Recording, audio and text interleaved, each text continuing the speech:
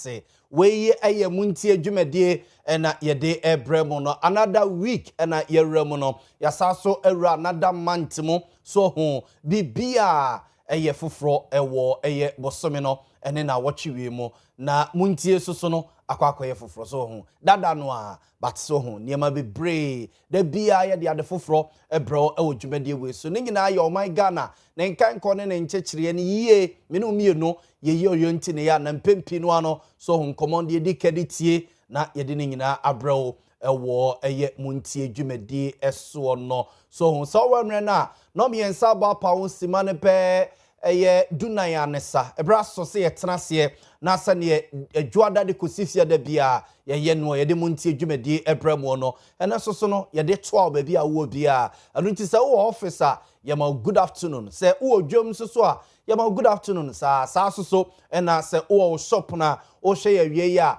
chairman Crisaldo mu amwo Bantama High Street no ye da mo se sa bre bia no so ho television no edaha no mo sa yeze hode echense Owia TV enya eye annex wo Bantama bonten so edam sa kozi se ye be sorry amadwumadi aka to so chairman Crisaldo Collins Adomakom on the team no yeda wonoma ase sa so ena Ghana fo a ehwe yen across we are singing yeda obi bi ase mo amo hwe yen ewa America bonten so Boston Massachusetts yeda mo ase mo amo hwe yen ewa Greece Reynolds ene yenuanom e ho nom so yeda mo ase mo amo South Africa mo hwe yen yeda mo ase pa mo amo Nigeria nom ene Europe amama ni UK Denmark Sweden nom yeda mo nyina mo ase se mokutekute ye musa ebrasom se ye ba na ye ba besom wo Montie dwumade eso se ne maka no we se dwumade we etwagu wo Owia TV so de to nkyere a se bia wo hwe yen start so we enjoy program no ya percent ka to aso a na bia wo kotena kem o message show no the hane so beto 105.9 FM so wasantemantam ene ne mpotemu a radio na apese wutie ne a precise 105.9 FM adama omukutemu edwumadi ahodo nyina no live wo so a obetimi etie Owia TV live or satellite ene digital ne nyina so ho o satellite platform no o search ya obehu ye wo ho na digital platforms no so no o search Owia TV a obehu ye ho no yesa stream live our social media platforms ne nyina so social media platforms ne nyina no ye stream live wo soko Facebook wa hwehwe Owia TV or Facebook na so like page no follow page no na subscribe to page no so and say ebia o hwe o pese o hwe chiri kwa YouTube no ne ade a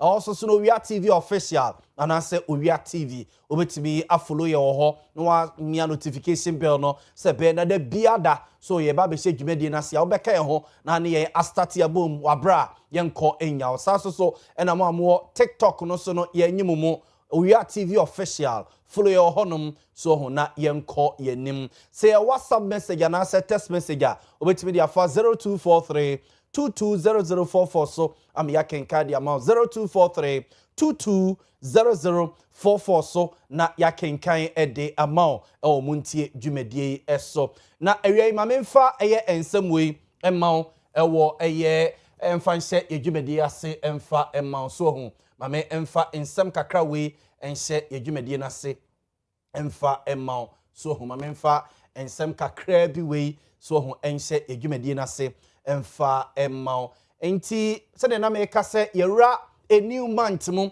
kakra January February March April May June so ho ene yewra mi na kese gradually ye pai afinimu anesa so ho eja menenam a ena mani ekotwa wisunam so ma yemfa nti ekotodwem ma yemfa nhye ye hu nkran ma yemfa enkenya ye ho kakra na yemfa empire finum so ho na otwedi amponso ye mu emfa ye entoa de aka no so o say may your next 6 months be more so ho happy peaceful rich abundant stable fulfilling so ho na atwaso sa than your last 6 months enti me message me wo ede ema awie eno no so ho or say may your next 6 months be more happy peaceful rich abundant stable fulfilling so ho than or last 6 months no a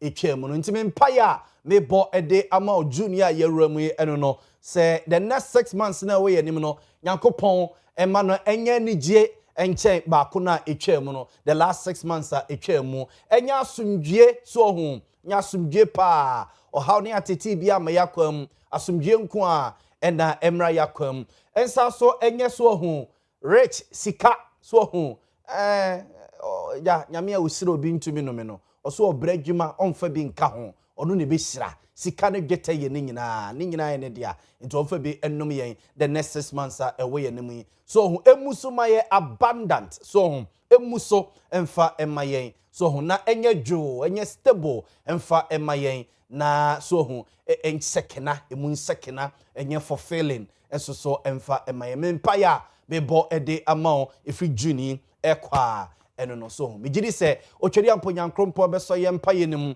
ama no awie sa ede amaye ntije me so amen aha yenko yenim awie so a gentleman na e ka me ho ama ye di yedwuma no enie me wo ye fine gentleman bia wo mo e kan ho awie ama ya fa adwene e wo yedwumadie eso ya fa adwene e wo yedwumadie eso enti evangelist Richard Kwame Napra Evangelist Richard Kwame Napra, a former NDC parliamentary candidate in Shiayeso constituency. Also a board member of Gold Board Jewelry. Evangelist Richard Kwame Napra, ebeka ho enadwoi na yedin komo de afa omaino ho. Abraham Champon so eka the UP United Party omo communication team ho ema omo student union omo student groups no wono ene commander oda no e wa santemantema say Abraham Champon so no ebetena se ebema na kwaba na yedi nkomo ede afa Ghana ho lawyer Kingsley Bonsu Chirichie second vice chairman ma MPP ewo Menchia South constituency lawyer so no ebetena se na yedin komo pinu a ewo yedwumadie so enne awie na awie ye nkomo no ho ebe more on LGBTQI+ nkomo a eye ekopiepie eye mrasebegefie mu a ebeto dwase eye mrasebegwa no wonoma akwakoje emrana atum na nkomo pinu a ena ewa akire NDC ka womode MPP so ka womode ene crowd there's been a series of press conference MPP amanyukun the minority in parliament wonomo aye and proud to say omo ebe pass a bill no so no ensem no a ena minority no led by Reverend John Ntim Fodwo nana asafo aje aye bosome frɛ ho MP ene other minority MPs no ensem omode atoga afasa bill we ya passe ewo parliament na wiei ye bedi ho nkomo kakra ede na asesa ewo emranim ebinum eni abre a kyese akwakwa ededede ena ede ena akam ede na ewom afrim ena ede na aba beka emra no ho ne nyina wiei ebedi ho nkomo pa ewo yedwumadie eso so ho eti mama wakwa aba de penso binom pe drink bi si wo nchen pe aduane bi si wo nchen na yeni nkomo akosi se no nsia ye be sorry ewo Montie adwumadie so no ye fa adwene de afa Ghana ho ye toato adwene de afa Ghana ho ye di nkomo de afa Ghana ho na so ho ososo de wode aba me say o message no say eye social media platform no say Facebook YouTube and say TikTok obetime e de wadwenkyere unsusue aba na de ato no mo ye guso a ye di dwuma no ye be kenkai e de ama na say bia say WhatsApp message 0243 220044 0243 220044 wadwenkyere eno nsusu fabra na yenkenkai emma ewo dwumadie no eso and awie ye busa say what change in Ghana's new anti-LGBT bill? What change in Ghana's new anti-LGBT bill? The ye busa eno no eno nti ye bawit a picture of the floor of parliament so ho eho ena na no Friday so be kaya edi adwuma no a ye ba be wie no a ene breaking news no emam last week Friday emra parliament pass a bill no ewo emra sibige fiem na yede to manim say the parliament akwakoye eno no, and proud to that yede to manim say the majority leader Honorable Mahama Yarga and a couple of the NDC MPs no mama yehuno say adwuma oma ye wo bill no ho no ebia nka bro so kra last week no comment me am pass ya ke bia within this week omo ebehe na omo pass bill no a yakopon ya dom ye last week no omo pass bill no ede ema ye enti yebusa se ede na asesa e wo mranim ena ede ena ababehye emranim so no menim se ya grace betimi de sa slide we ato screen so ede amaya se beye na ye viewers a omo ehwe ye no ebetimi ehunu eye letters ni ye so na omo akenkan no msusu no omate ensem no a ye ka no ase enti ewie ye se what remains emra no anti LGBTQI+ no emra no de wompa dada no se ne na esitie ena foforo ya o magia to me so no se ne esi etie busanfo ya kanemi enu nyina bom what ase ya kanemi enu nyina bom ene ehunu se eniema ewo wem na saso wem ena eniema ewo wem na eni wem yakeka ni nyina bom nti wei eye eniema ewo emra dada na omo pass ye no a omo ede koma mampani na nado danko akufo se on sign na one sign no any new one ya Friday no omo egitum no de ewom ena busiafo eda screen so it is o kind bro for tintin ya or say at its core the new bill maintains the same objective as the earlier version to prohibit LGBTQI+ activities and promote what it described as Ghanaian family values. Inti Swahili say both versions. So both versions. Inti old one no and the new one no okabomwa. Ni nyina criminalize same-sex sexual relations. Criminalize same-sex sexual relations. Emradada no ene foforo yo magia tum no ni nyina kasa editia se bema ne bema be ware anase bema ne bema ebekwa akosiem se yeda so kasa tia or say ban the promotion, sponsorship and funding of LGBTQI+ activities and to say bia Yaw Boamah Company Limited na ebia ya Grace ene medika semu ebia oni kukua na ebia omoye so omoye omo niema na ebia Yaw Boamah Company Limited Yaw Boamah and Sons bekra de semu wo mama Yaw Boamah and Daughters so Company Limited na ye company no sponsor wo ma na se bia Owia TV ebia ya so masirimu se ye be promote wo mo sa niema no it bans it sort ya say number 2 no or say prohibit the formation and operation of LGBTQI+ organization to say bia yes ya tiko ebia say ye ko school your school let's say classmate no old mates no ne ade na ye hihia ne ade ne kra de o makwa se o mutiku ye kwa yie ye ko eye parties no ne sa de manema no nze bia mbe form unions no ne sa de manema nyina no emra na ekasetia restrict the adoption and fostering by persons identified under LGBTQI+ categories nti se bia me gira hwei na me se ebia me ne Dominic Akubuaten ye ware na aware a ye ware no me ye be mo no susu ye be ma ye nimpefe se ye ntimi ngo to ho na ye se ye ko enyankafie ne akwakọ adopt yakwa gi akwala ne ye ya ba betete no so te se ye nimpefe se ye mema mienu na ya ware no ye ntimi enwo ne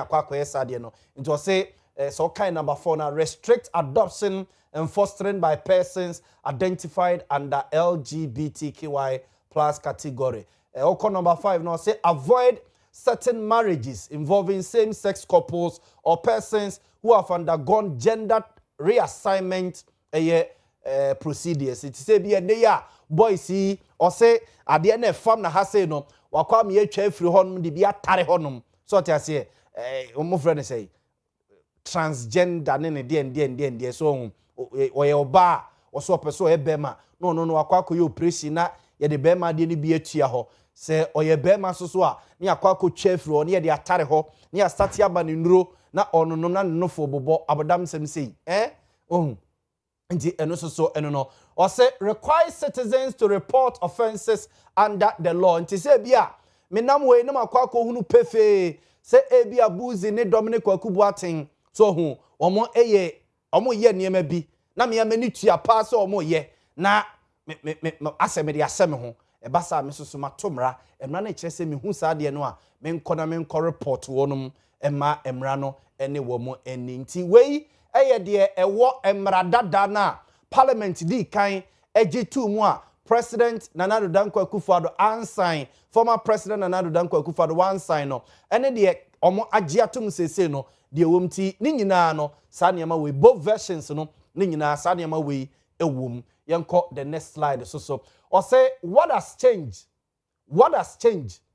nti ha say ena ye hwa de or say ema ye broader scope nature say o de new one ye o magiatum no any old one na wo honom no etoto ho a we no eba niamam we no etre niamam so tiase we no etre ne nsama ne so niama bebre so wa bra kane ne de no a yekosan no na entisa it was say the new bill expands the categories of persons who could fall under the law. What you say? And you say, can you say, okoto se obi ni obi so hu yes ade ne nko se bi be ma na me say me yonko be ma ne to nsen gase no se bi on na medie. So what you say? Eno nko na ka ho asem, but this time e go beyond that e kasa e de fa sa de we o say advocacy.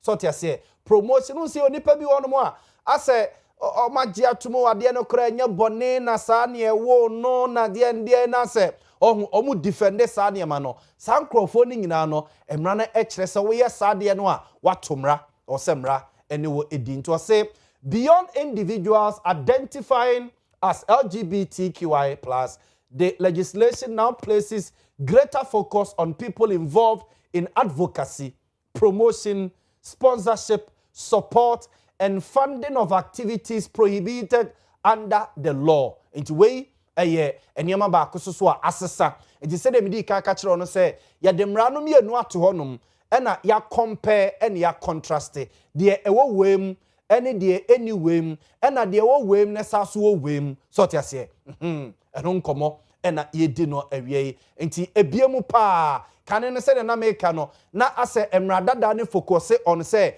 gay for no mienu ana lesbians for no emienu ana se be ma oso obeware kraman be ma oso obeware aponche be ma oso obeware wowo ana se oba oso ndi edua no odo no kwase asem sei ana se bi oba o se ebia jata sebo en odo no so hu wakofa ne tifie ni woni na eware so hu na ase ehonkwa na igina, but this time new emra we no goes beyond that. Am I a broader scope? Sort ya say, me gidi say what masie e wa ha say. Yeah, call the next slide. Or say a stronger focus on advocacy. Sa new emra no magia tum no so no. Am I eja a stronger focus on advocacy no ene ade so hu. Am I a stronger focus on advocacy ene ade nti say oba ha say ya or say one of the major changes involved Clause 9 and say okay utie Reverend John Ntim for Johnny MPP minority no press conference some ye no a say okay mra ne pa utum say changes ni bebrebe no agina sa clause 9 ho no mo no a mra no ekasa de efa ho no agina sa clause 9 ho no mo no and or say which now expressly targets propaganda, advocacy, promotion of LGBTQI+ activities. Supporters argue this closes loopholes that could allow indirect promotion of prohibited activities. Unse Ghana constitution ne yemra no a ye de adwuma ewo mayim no ye nyina ye gitum se ntokro edi damu dodo ye kokoshe mra kra na no mo be kaya emra special prosecutor ne ho nsem ebeto dwa na ye discuss di hu nkomo no why na dadwene ho se ba bi o man ye duru na se ye se ye ni abre se ye pese ye ko katasehye ani dream di ase a na yakwa mra de ma special prosecutor so onfa nkonko ye adwuma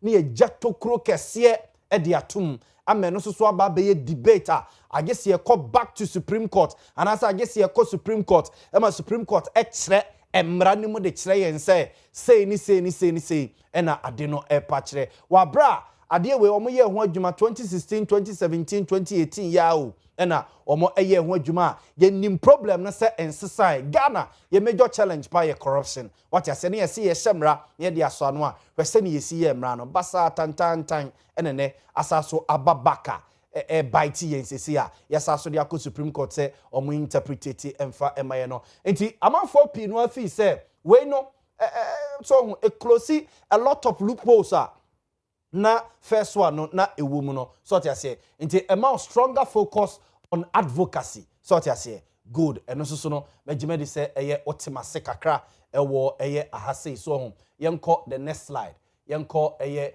the next slide I mean emfa enko eye the next slide so ho na yenko yanim so ho aha yenko yanim nti or say expanded role for institutions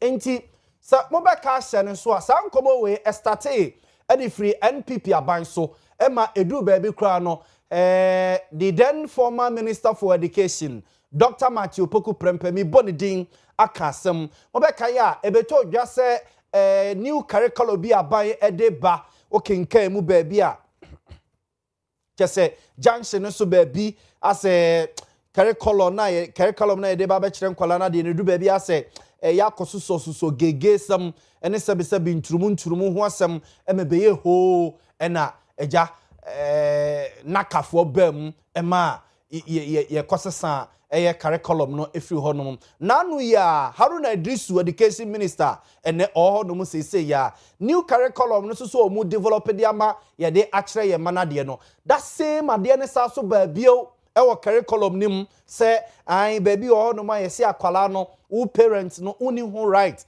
say akwala no o ka kire ne se wo your ba na se bema sebi abodam sem say sebi o momfa encheme na akwala no yawo no a even uko hospital na doctors no oba no wo wi a ede no mo de kire maame na say parent ne say munya oba na say munya bema sebi na se so hum se tua hono mo a om se unya bema se tare hono mo a om se unya oba but yes ye tua de akwa enim to the extent say se kra de akwala na yawo no ye nyinanim sa ade ni tua ho ye bema no o se da bi twen akwala ni nyini a na akwala no a kire se me pese me ye bia oba anase me pese me ye bema oja se sa niam we na yesoso ewo krimo enti se okan eye sa slide we a yes eno na eye ya agree say dey ato screen so nti o say gender identity it offers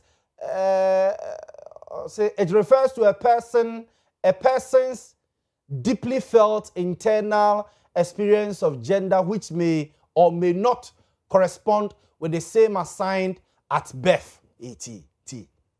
Ya mi enko enimu a we yo ena ye de ko share eye ye niam si ye de kwa kire eye enkwala de nti so ha sexuality, sexual orientation, gender identity, gender expression ena eye consent. Wenum nyina na ye ba be kire enkwala no. Ene amanfo media no so ho eye very quick ye didi ho nkomo ebusa nakafo ebusa stakeholders say anyambia omunimade na ewo book no mu a omo se yemfa enko kire ye ma no ade na na enti oba sa slide we ya or say expanded role for institutions or say the bill now places greater responsibility on institutions to promote family values enti aha say onemi institutions no one by one or say parents awfo ama won kwala no so to say mun promote your family values emfa eman kwala no say ye kroma say de be ma ntimi nware be ma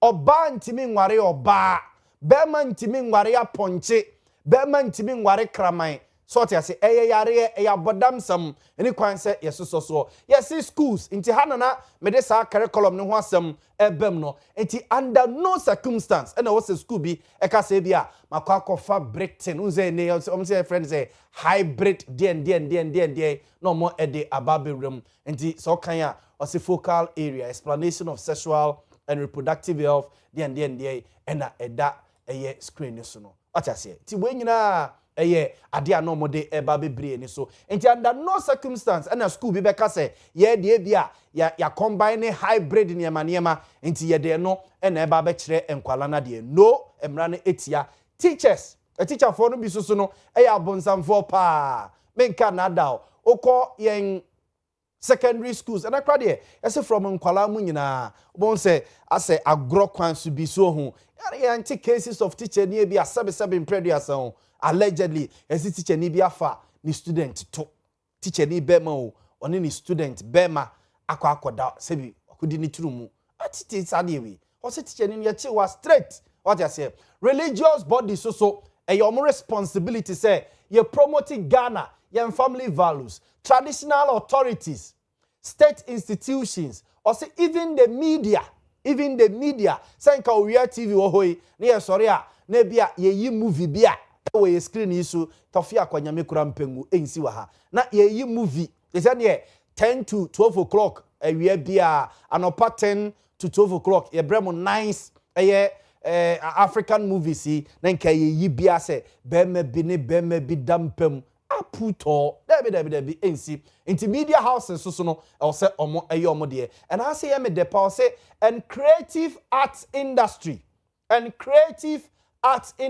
are expected to help preserve and promote those values through education and public engagement. Creative art has say no ebetima through our music Shatawale ni Stone Boy ne Sakode no mo a ene wono mo ebo nwumi what you say yes ebia omo music videos ene omo nwum the kind of words omo use wo omo nwum no at no point ene was say a promote sa LGBT niema no and I say a movie see eye Jackie Apia nom Emilia Brobe me penasem dono a we no bone wo movie me kura na me dwai so we actor na say wo de Emilia Brobe yi movie na o tete ne pe wo sa actor kron me pe wasem what I say aha enti sa niema ni nyina say bia movie num na mo so sa niema no so no enti in our movies in our songs ayebebo in sa niema ni nyina creative art ye drawings niema ebe nyina no ye make sure say ye dey promote ya mamre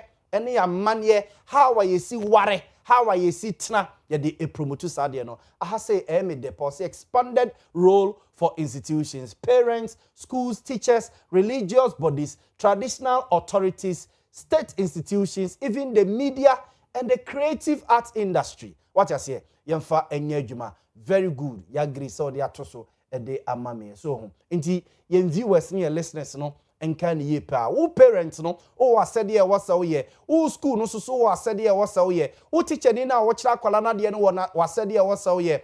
Ososo asori anasa masalachi a akwada no ekomuo no ososo wasade a wasa ye traditional authorities ahemfo obi afri kro obi no no mo fri duam me gira ya me fri agrikins man what you say yes me kura me fri sunti na nan kansa buedo aye boafo me kura mu hine ohine piao to hu ono soso wo responsibility over me what you say and na the media Owia TV any precise 105.9 FM yes so ya wo ya sede ya wose ye so tia se ye nyina yenye na yemfa promote sade no or say more detailed definitions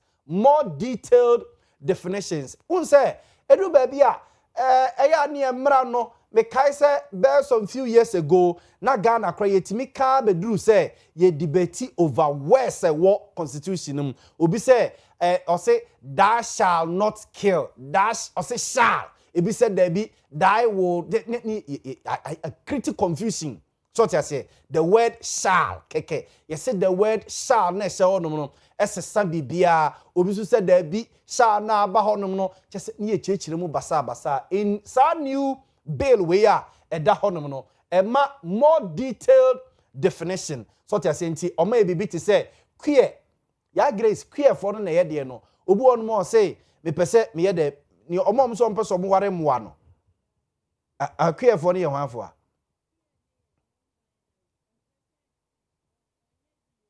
ayo yes here from say non-binary no a o se menye be ma ono so so wonye oba etu ye de we dua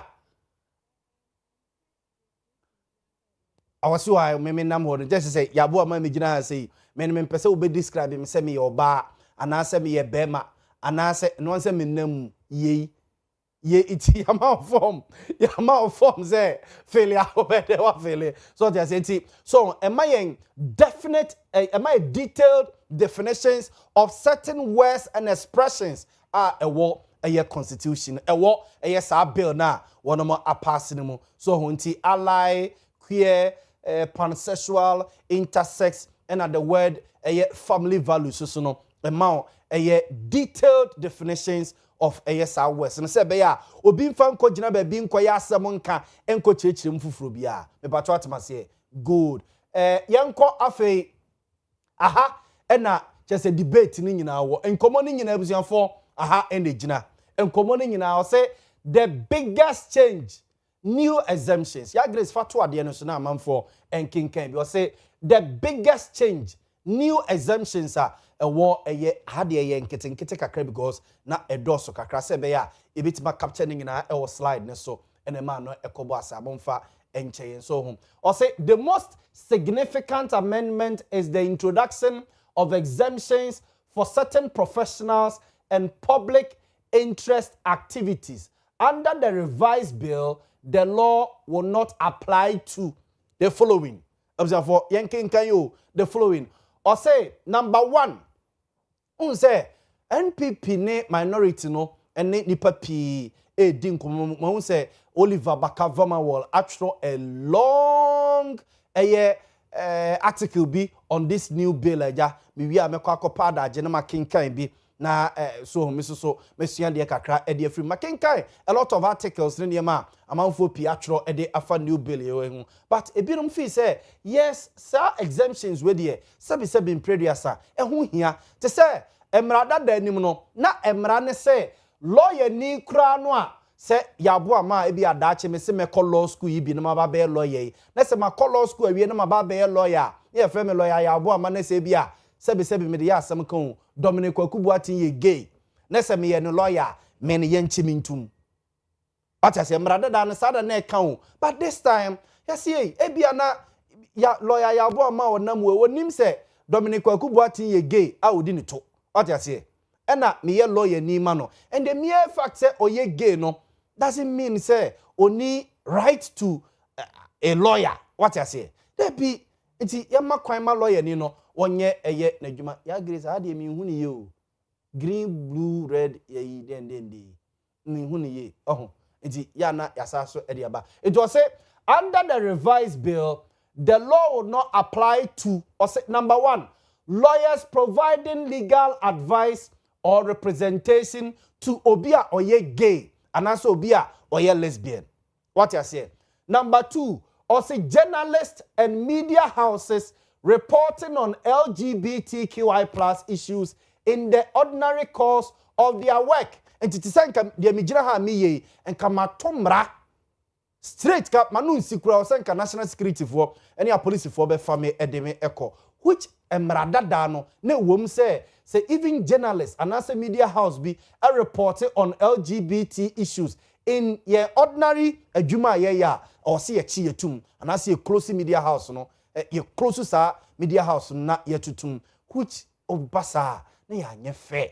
what I say ya ko se sebi obi di obi turum na ya report o radio so a ya report o TV so a maybe dey me bone amaye dey we are informing our listeners what I say we are informing them na ya educate womo so ni asaso entertain womo nti in the form of a reporting sadie no we are informing our listeners and our viewers so what I say I don't think mpempie dey atato a police for achi womo it tells the listener say ade no ye no eye bone nti na police ni akwakochire no what I say but we are say na eye bone nti number 2 no eno no number 3 doctors psychologists and counselors providing professional service. Obi a gay, obi a lesbian. So who? Obi a gay, and I say or you lesbian. Na you say or call hospital a doctor into me no. No about hospital say when you malaria. Nessa me a doctor, Dr. Yaw Boamah. Nessa me hwenwa. Me body am I any day. And I say bia yare be kra ni timi sai ya grace yare no a aba no mo say de monkey pox. When you monkey pox, or a gay, when you monkey pox, now about me doctor no, now me when I must say matomra, iti minya no non fa monkeypox ne sa Ghana fo nyina na onkuyen sebi doesn't make sense what I say into doctors psychologists counselors providing professional service or say number 5 and now number 4 or say researchers academics and scientists expressing professional opinions unze researchers no anope na make be say the former director general no that Ghana Mental Health Authority no Dr. Kwesi was say the kai say na ye wo fida dem e won kran no yenya debate say ya na ya and he called into the program making it emphatic said there's no research what I say enti researchers omo research so no mu busabusam say enti aso ye wo bi ho no mo a ye wo no ba wiase ye wo ne say o ye gay ana ye wo ne ba wiase say omo lesbian na what I say and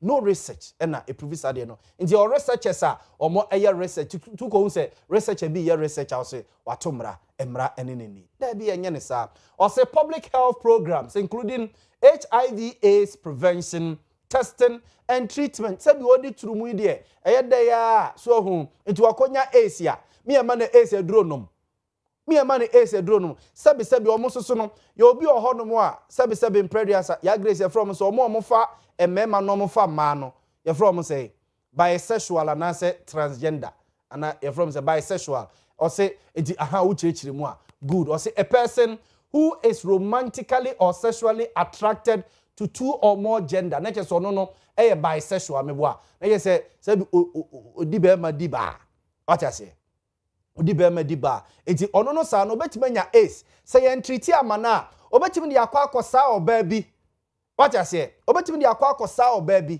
na sa oba na bi a menamu ano oba me ge a na ode yare na ba be sa me enye what I say or say proceedings in court parliament and commissions of inquiries na je say wo mo de na je say nke ye bu o ma bro musu kra what I say ye bu o ma bro musu kra oh say this here until you say the exemptions were introduced after concerns from lawyers media practitioners health professionals and civil society groups that the earlier version could criminalize legitimate professional work. I was for so say this here no into way exemptions no any the biggest change no aba no the academy enrunning it through very quick na ye medin komo or say why are the exemptions controversial or say Sobekaya, a Reverend John in Team Fojo, a Asen North, and I say Asen, is it Asen South and as Asen North MP? Or not any Copegas and Comowe, a day a buy, Asen South, Asen South MP and a Copegas and Comowe by yourself. Office, a ye emrana or mujitu muno. Yes, me basa video we so Sisiana yeti, then some more to your say. Office, emrana or mujitu muno, sa exemptions when you know, not a nim. What you say? Say exemptions when you first one omujitu no the come president and Ado Danko Akufo-Addo no. Na say exemptions when you nim into office say exemptions we no ebema emra no enya esen to bite. What you say? Emra no enya esen to bite. Into ebeya yensamfa eye sa enyemanema we ni nyina nkogum. So you say journalists, lawyers, health professionals so yen seize omu nyina so muntimi enye yes anema no eme promote nyema bia ewo ade no so me pa twa ase good nti eno so eni o say another important legal change and ha say worse mienu ena omosesa no ena omosesa no in the first one say me Yaw Boamah me decide say me worry Simon anase me worry Dominic Kwaku-Boateng a yese omuka na say nesi ye call ebia court ye call KMA ye call Asokwa Municipal Assembly so ye call Kumasi Metropolitan Assembly say ye call warrior ombeka say or ye unenforceable what you say by nay ye say mrane say ye nye no not recognized mrane say new mrana omo agiatum ne say ye nye no not recognized what you say but then komo prefer say ye be yusu eye sade we unenforceable ewo eye emre na say first one no na e yusu unenforceable but new one no eye not recognized but what you say and they say parliament a pass eye yenko what happens next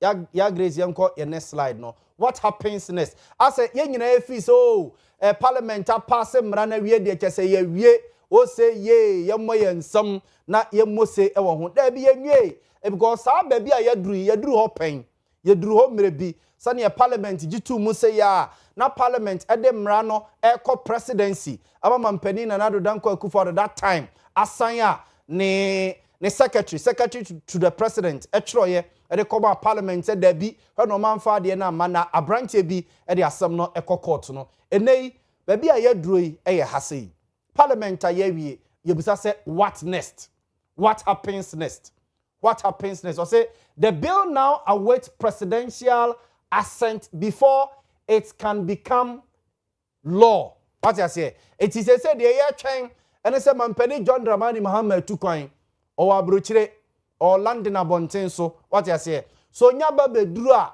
near the ade ne koto nanim say not the nsa hye e sign where ada no be sign na sa ada no emra no astart ya eye adwuma what I say and nipa pi no afiri say sa mra we na ya pass no e be ignite another debate both locally and internationally. What I say oko international space no omo believe in freedom of association, freedom of their speech, freedom of expression, freedom of one by the freedom human rights are sebi near money you know maba jimi aba be guye so there be enye sa but ye Ghana there so locally or see a protected yen Ghanaian culture and your family values dan say ye be kwa kuti abrofo na kwa constitutional rights name freedom of expression name access to healthcare any ade no a ye ka ho asem no enti for now the biggest difference between the old and the new version is not the criminalization framework itself which remains largely intact but the introduction of exemptions aimed at protecting journalists, lawyers, health workers, public interest services from prosecution under the law. Yente Reverend John Intim Fojo ene emra olidi NPP minority no emo me press conference e wo mrase be gefiem na ye be ma biga for akwaba na straight ye be di nkomo. Woman na wo sama wom ana usuro wom enti na wi wo mosi nchen se wo mo de mra no wo metumi akobo ehun dawuru sampo or your foreign donor or your NGO or your health worker or your lawyer or your journalist the oye bia no se obo emrane obo LGBT hu dawuru krampo a yenyi no ensi nchen no mra no or above the law samra we na Ghana so o ma pass ya o edi mu ebobo the catch Ghana for no say emra no so ma pass ne no enye the same as emra no a you pass in 2024 no almost sano omo hwe nsu agumu atutu mu sin nyina ade bia na ehu omu anka hu a na ka o wadi mpo bi se wo kwakoye bia ka be bo hu no atrase no omo tutu ni nyina afiri mu e de fofora be wure mu akwaye se wo be semra e de atia amrobes na wo dia mra akoma amrobe first amroba fo mo am ntre ye de hihemu a e be bo amo no mo dia brew no mo yi wo mo asi chense mo de protect mo di mra no enye de e ba be twa LGBT so rather no e ba be bo LGBT because senka yakumapa na na komode kan de omo kan 2024 se de nyina ese wo yensane be ono yensane be ono dia e ba ne se na mrakro ya ye nyina ese yensane in 2024 no enne de anisifo se mra no nye entie ndiliti nyoma makomako 22 free mu asa mra na di mo anisifo ya wo mu gina ho e blast UN84 mo na mo hihye Fonti we aye Reverend John Intim Fojo na yete ne nkanenne olidi minority no wo mrase be gefiem mo ye nsemtwefo nhyiamu over sa anti-LGBTQI+ bill na parliament agi atum no mame ema bigafo akwaba evangelist Richard Kwame Napra a former NDC parliamentary candidate won Shiaso constituency also a board member of Gold Board Jewelry watana se awie me command insuanom na mama na kwaba Abraham Echampon so eka the UP communication team ho the UP Yellow Army no on the commander eda no ono so mama commander kwaba na me man insuanom na yene enkomo lawyer Kingsley Bonsu Chichie second vice chairman ma NPP what Menchia South constituency osre NPP delegate so monfa to me mano na omeye the Ashanti regional deputy secretary and no assistant and I said deputy secretary. Okay. Deputy Ashanti regional secretary of MPP lawyer. Maybe I'm in a private jet in a bar. We play to jam. Lawyer. Or the private jet in a bar.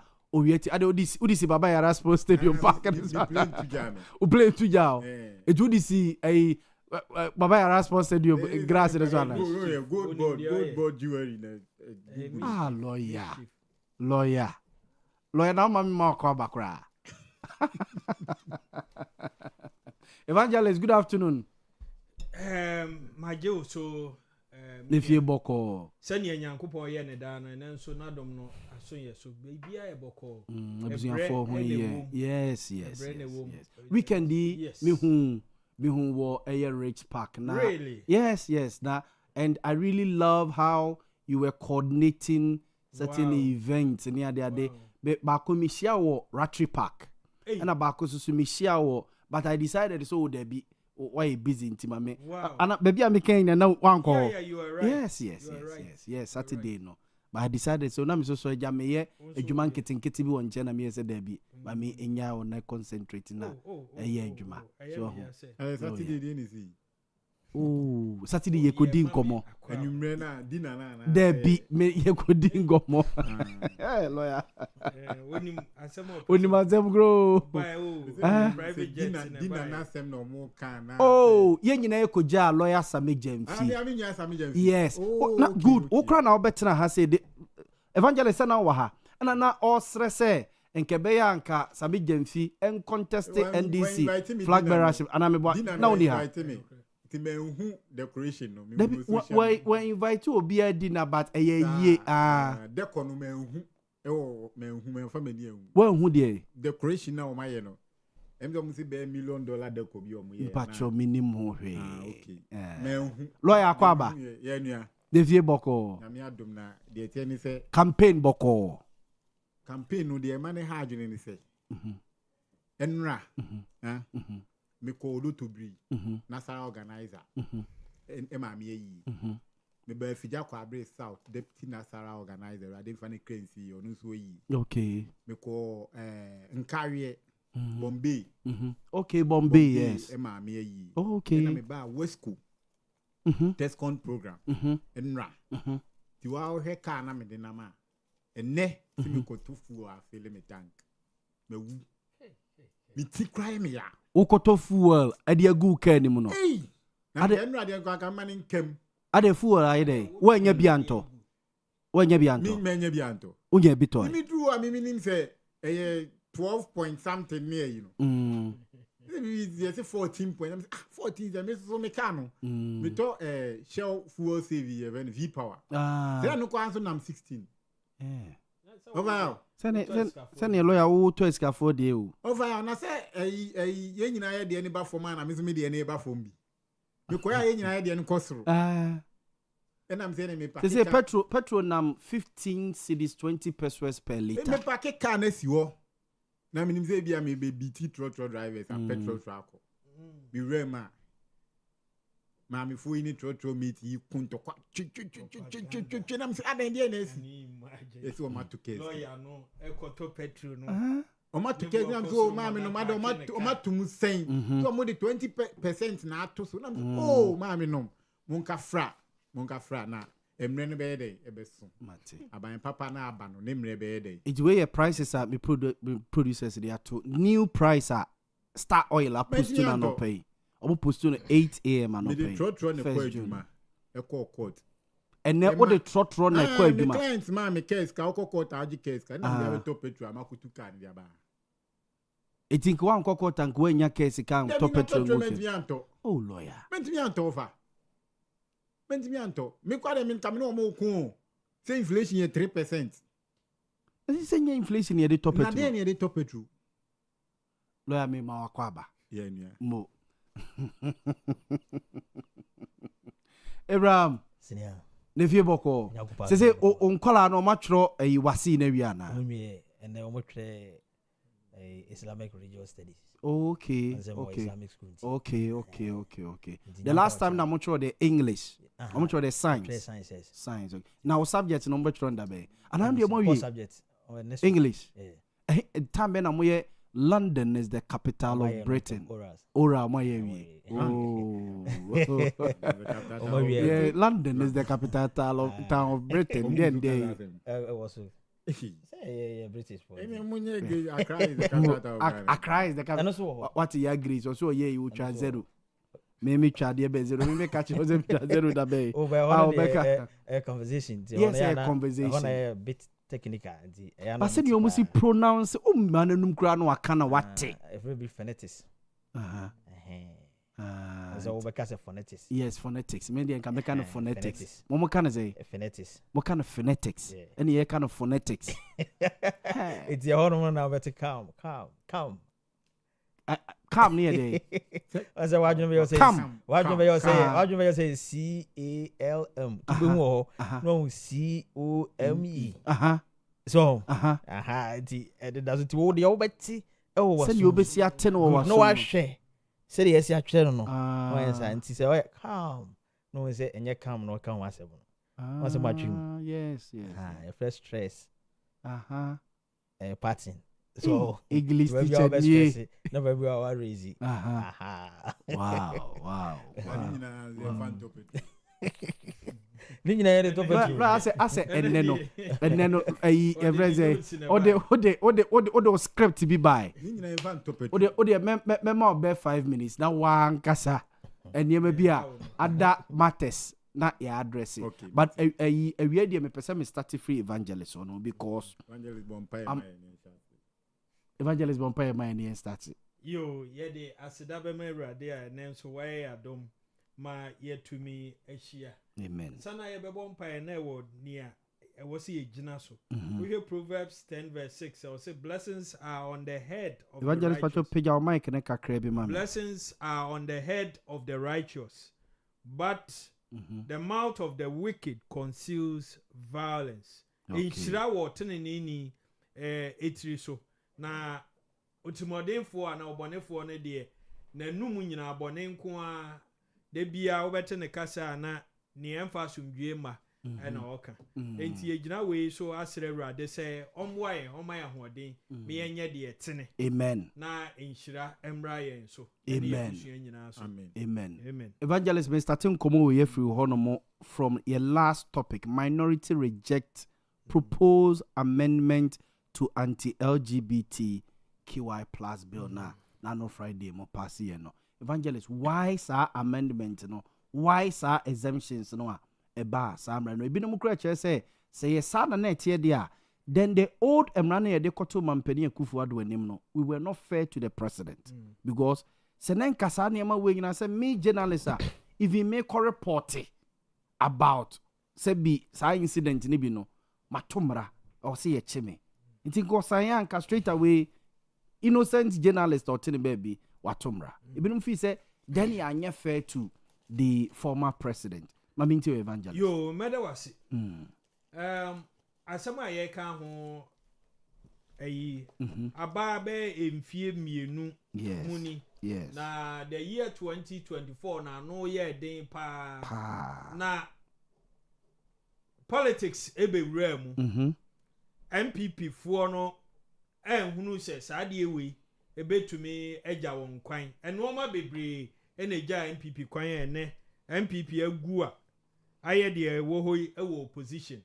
I know say omotena se ya omubi se omo se enti ade wei ade enti na ye nyina ye hunu de ewom ama ya mfa ye ho anhyem man nanado ansan nkomunya omutiri didi mu because aye moral issues there but osha yeah, cultural people, traditional people, any religious bodies in India, and the omuhu beshem. So it was one thing I knew say a normal baby and people the ombeko position. Now channel percentage and no cramp you bet me a man bear 30%. Or penny ye wa abakosem sa suban ya edadi wo nipa binom ehunam akwa amu Bible crampo ekasetia which means eyade a wo ho ache ye beka Sodom ni Gomorrah sa no ma no it was there ema Nyankopon kura according to the Bible the abufuo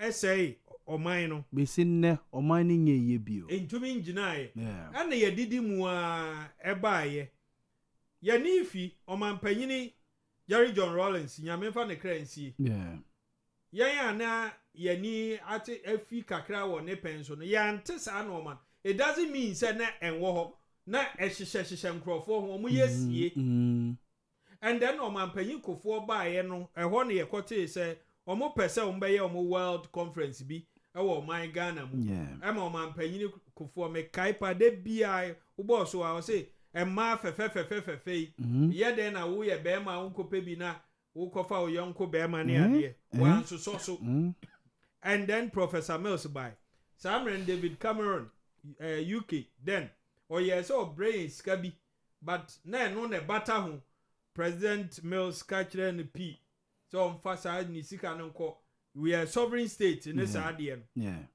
and no so ma ne koda form and then President John Dramani Mahama to take you over. The same question was thrown at him. Okay, say we are cultural people, we are religious people, and then our tradition, ne custom ni and so sa no man so. Okay, ni pi.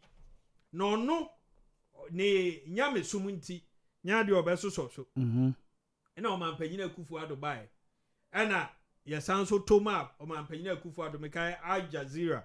Erabano etoto na no man panyina Kufuado aka ne siasi so on the way aka ne brofo no ma kejeti ama ne say okasa ya umbie nanum na de oka na omonte no DC so wa hu se wa hie wa koni die eja wo de omo ya brofo wunim se abusua no mu omo se omo ya brofo wo de yesterday omo nyina brofo omo kan eda so omo na ko school omo nananom omo pronunciations ne phonetics ni ade no say me make particular no ono obeka particular obeka ne siesi so no aka ne siesi so dio no pa chere say otna UK mamu abra o nyine no na sa na oma no omo nsuso so wo but over time wo hu say omo abegi atum e wo UK and o si so far Ghana there has not been any advocacy amanfo nya hu dede omampanyina ye de oman ahye ne nsa o obie ki ne se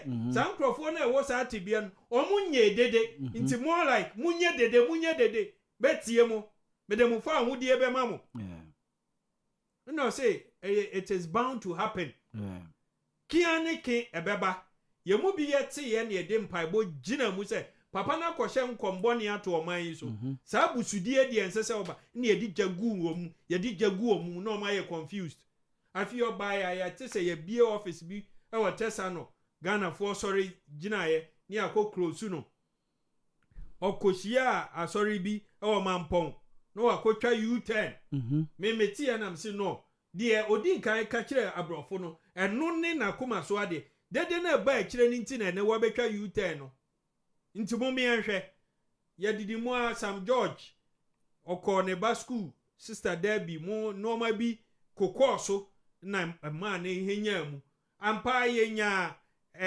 NDC MPs benum ama MPP ni ba ko so beka honorable inti fojo on de waye sofo ti na wo so de ne hu ko gimu bi de ne hu baji mu ye chiri Ghana nyina yeji amanfo ano ensem mekai lawyer akoto ampa onyame fa ne crazy na ado danko Akufuado ne lawyer no odre gajo pomo omu ye group omu so baaye omu se tietia nkrofo fa ahudie so human rights yenja omu betro magwin Professor H Kwesi Prempe Audrey Gajapo Nanado lawyer no Professor Kwame Kakari lawyer Kutuampa senior lawyer no learned people in the society declare almost support for Sadie no and almost so de koto enimu ya joma no asem e call parliament ya didimua na parliament pass me from the onset I said say Nanado stand away kino believe say ye behia bibisa because ni akasa o ye human rights lawyer there was no way and kiampa edruwa chese parliament enyen wie kura in the process no na green letter bi call parliament na nado abusuani baako a oye na executive secretary eye nana santi be di etuo no wa trokrata e dia manning parliament se samra no mema mo fa mba o mampanyini e se tra parliament kwana no wokura won tumi yo nana do na busuani a o safa no as ne executive secretary unim se finance minister no so aye hwehwe no ono so ye nana do abusua busua na won de omugidi ampa ama na o mampanyini akufu ado abeka se ye Ghana fo bi e wo court omo de court samre no obi anti ade achi ya na ebebo mu se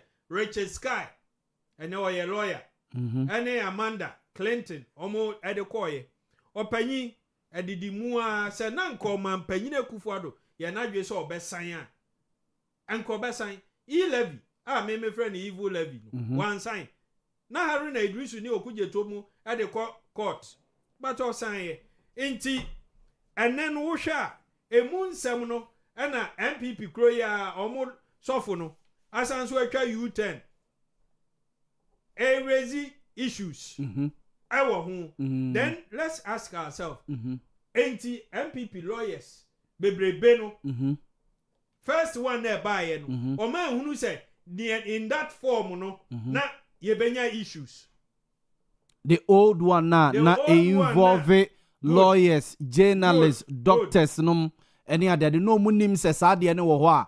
Raise concerns. MPP for Omoma yet yes, Sabam rapa, Ayomuno, Omunine, Munu, and a call man penny anymore. Yeah. And na NDC by ye can say a bar, ye in the won't be ano. Ya beshe President Mahama and so can so. Obesan eduru no honkwa afi ye ba power na MPP kro ya say na bill no yem pass even when it was not in parliament yet no na MPP for sikrom ye ma omo pressure nti omo be ma ye pressure yem pass na si munya abotre na for ma ye 4 years wo hwa ne e kan bia ye di so no so bedru and the speaker of parliament honorable Kingsford Babin, Ekoka say, a yadi or no be person or TSE dear, ye besign. In his life, he must see it. Into a beer nyabotre, a beba parliament. Ampa tumiako.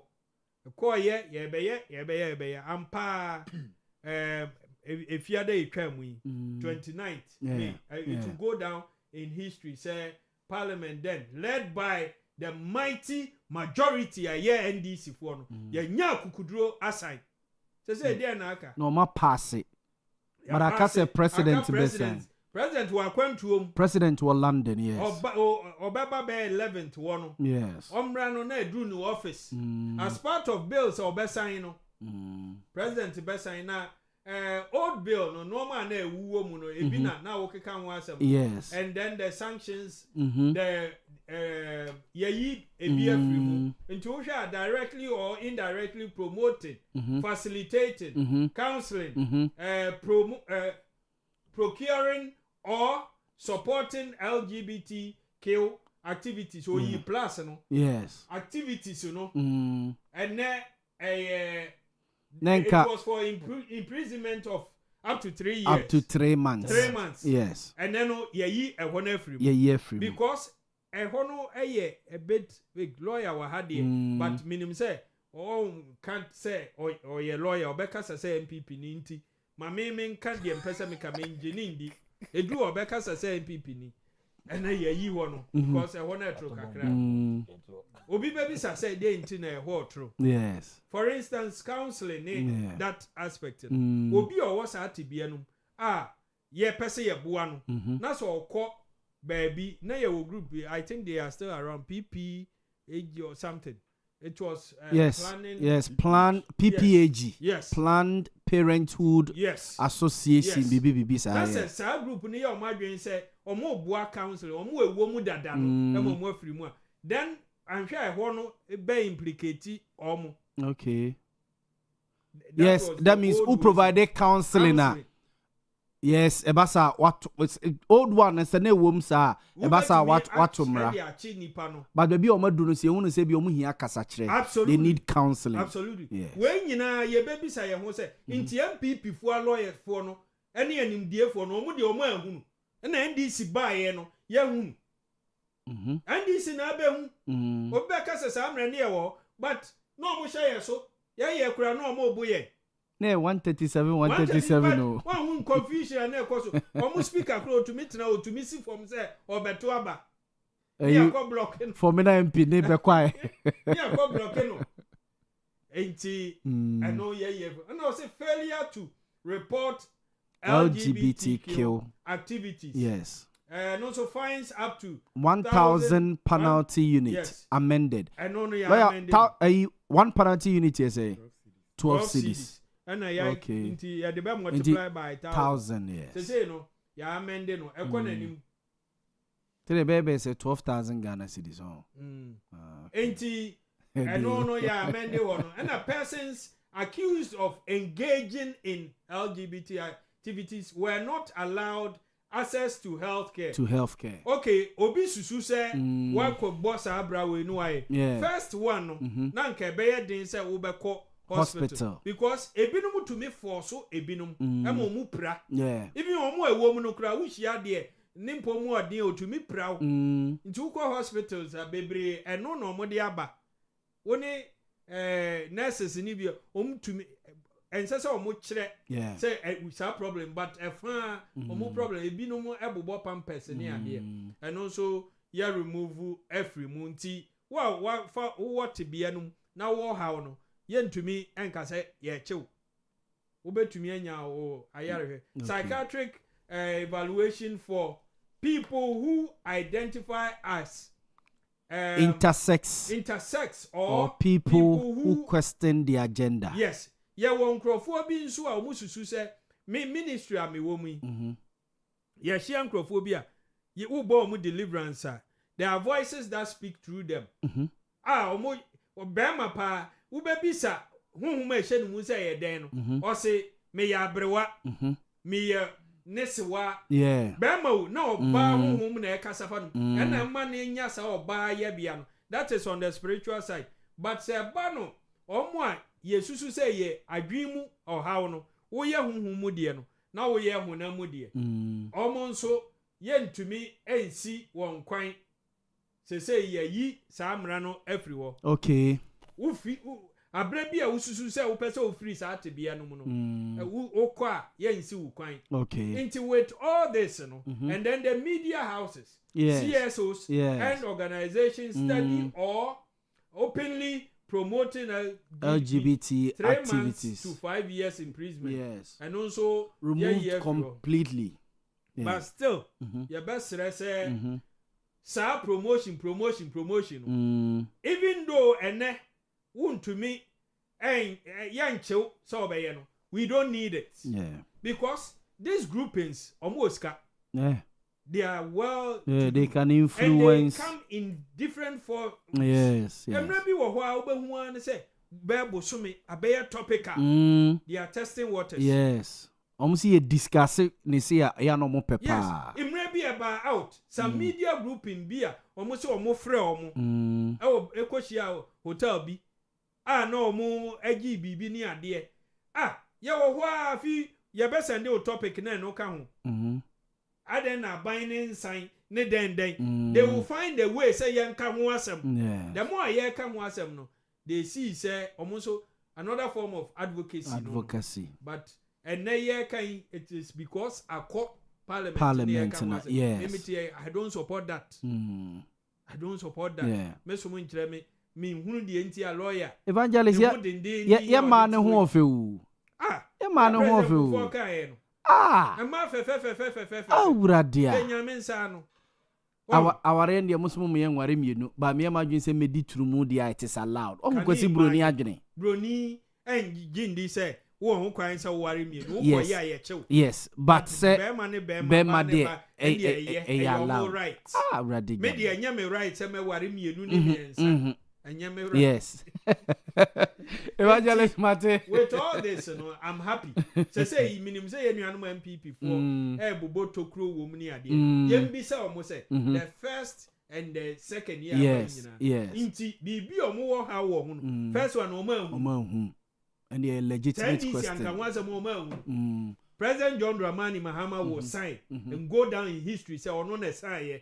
Nana do Danko Kufu do no so no. Why Nyasa Kukudrono and sign, and that one too will go in history as Nanado, one of the legacies. And MPP no yehu omosa. Mate, me da se lawyer.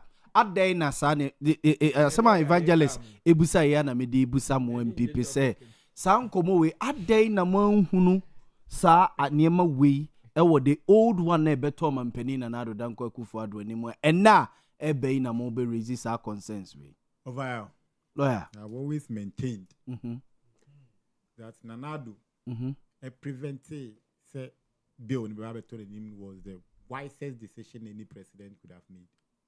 And Mami who say indeed is a lawyer. Okay. Eh?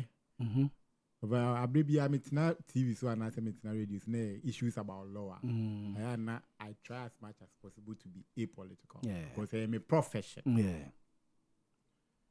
Well, and your man are good. Consents, remove completely, amended, whatever. Make I say issues of LGBTQ start here. Mwangasa Munya Oliver Khan. Yes, he can. Ship dealer. Yeah, ship dealer. Menini share kwampuku si IDF. Ni e kan wan ka chen say LGBTQ no dey needless. They not ye needless. Ye de bill eco parliament na I go through process in mo na ya jiatum na president I be assented to bill no na needless. I didn't ya. And nothing I'm saying Nanado made the wisest decision. I didn't ya. Say NDC Sam George otimi nya abutre on e ka de ne ho asem grant even international interviews. Mane beje entre ha to the extent say we MP kwa na ukoka ho asema wa yebeto abetia. Yeah. Because on this guy was CNN. Was it CNN? Yes. A guy or Kenyan this Kenyan broadcaster or on any no engagement in an interview now. Even your religious bodies because a moral issue. Yes. And a very sensitive. Yeah. Enti na akoye say the Ubeka fan watch Ghana for Obia no betie than say pass the bill and make it a law. Me can't ask any chair. Yes. Me can't ask any chair. This was the interview. Hey, 2 years ago, me go can't say we radio so I am mummy. And I may take me call court me by my friend. And I'm going ship dealer. Okay, say me can say me say chow. Who's the nabem no say I am panam say yes. You see, sometimes on. Obie ni wa obetina radio and I say TV so Ghana ha. Say a right thinking Ghanaian, a customary and a cultural Ghanaian because yen LGBTQ yen so. Over LGBTQ mrano. Yen yin to mu Ghana ha fi 1960. If in 1960 ani yen yin to because you see your Criminal and Other Offences Act 29 section 104. Canada unnatural canal knowledge. But lawyer, yes, you know, Jan Tokro Bibri tum sa unnatural canal knowledge, no. I see Jan Tokro Bibri tum. Obia or Kasi Jan Tokro Bibri tum. Nese or Nena is obe Kaimran. There is a decision of the Supreme Court actually. Sa unnatural canal knowledge, no. I'm a Supreme Court naturally say. A kwanya yen Ghana ye mra ejitum say. Nipa be hyiam ye oba ne be ma hyiam. Any other 10. And even hyiam no, oba ne be ma kra hyiam no.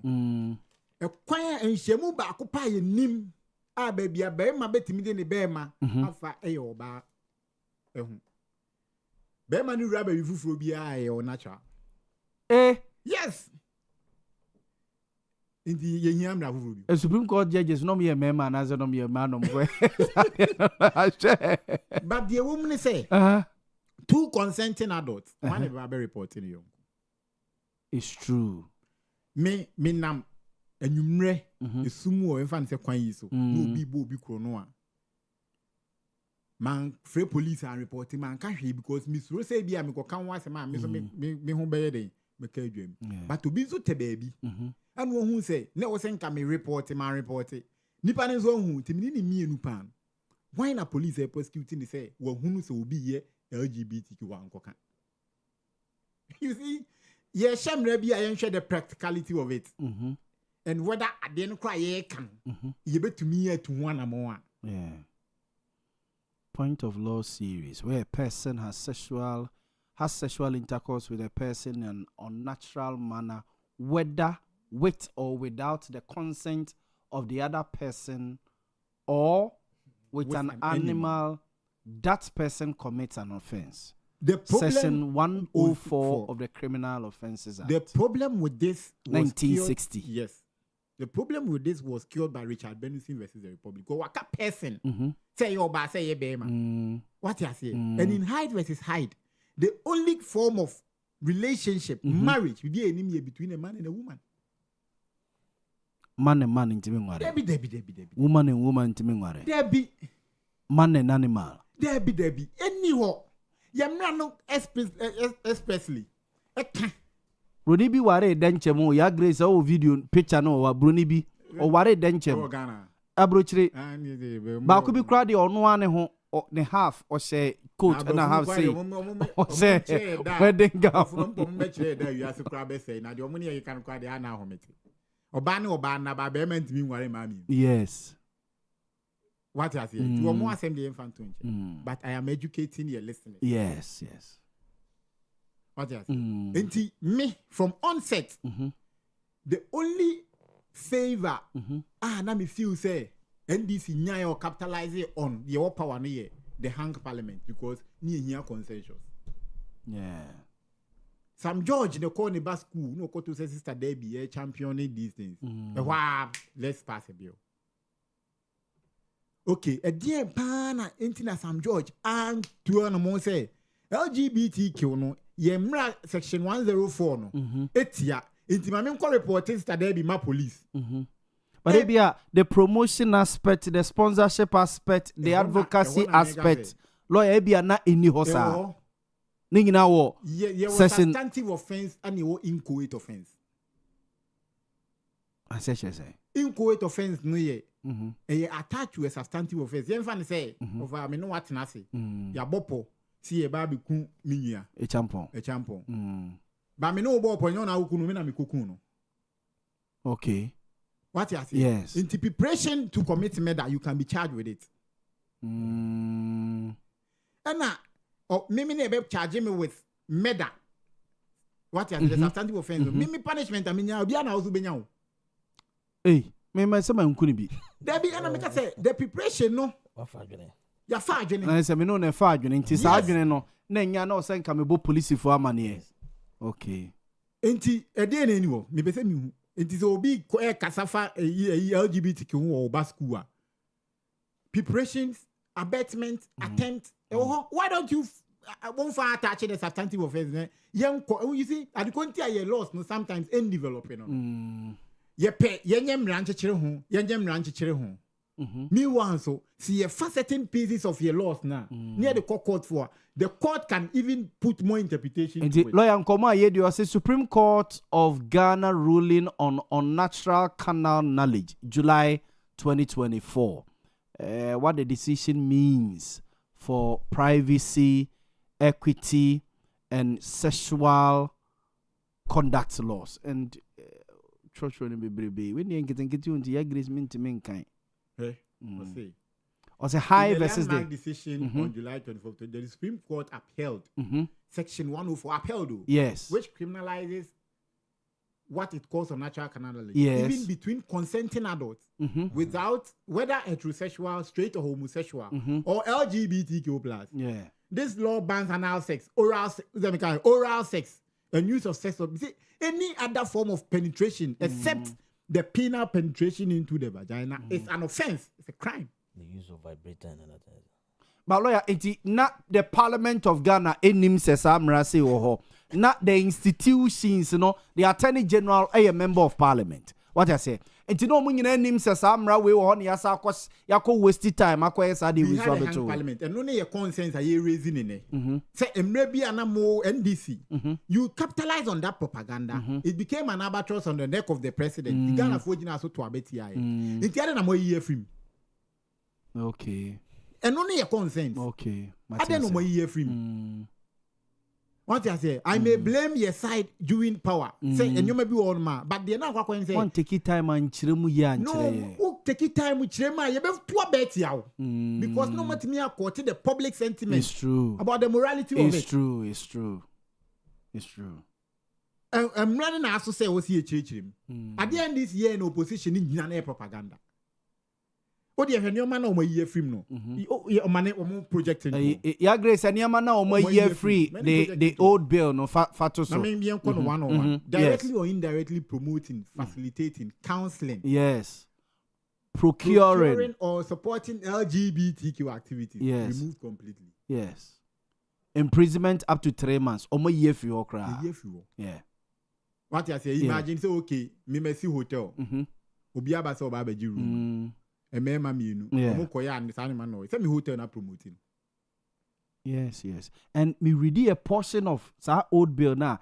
Na say even if you ra krano, obi behind what dying. Na say nipa na yes ade na wo fie ra na ye bechew. I'm saying then how? What you say? Promote. Me promote say. The hang parliament was a problem for us at that time. Imagine saying your majority said your we wouldn't have entertained it because unim. And one thing is that consensus was needed at that time. Montie into chinchina mummy and pass it. Whether at the end of the mummy and pass it. Now they are taking it off. Failure to report LGBTQ activity. Yes. What you say? Fines up to 1,000 penalty units. That is the practicability of a law. Oma amende. And then I say, okay, you bet me a law be. Yes, you go hang a dia 6 months if you raj. Is it practicable? It is not practicable. And then 2 years. And who feels that me, but who's will be yes, argument. Me can man report it. Into who have a fine. You see, young family, or say persons accused of engaging in LGBT activities were not allowed to access healthcare. Anyway, and I'll say psychiatric completely.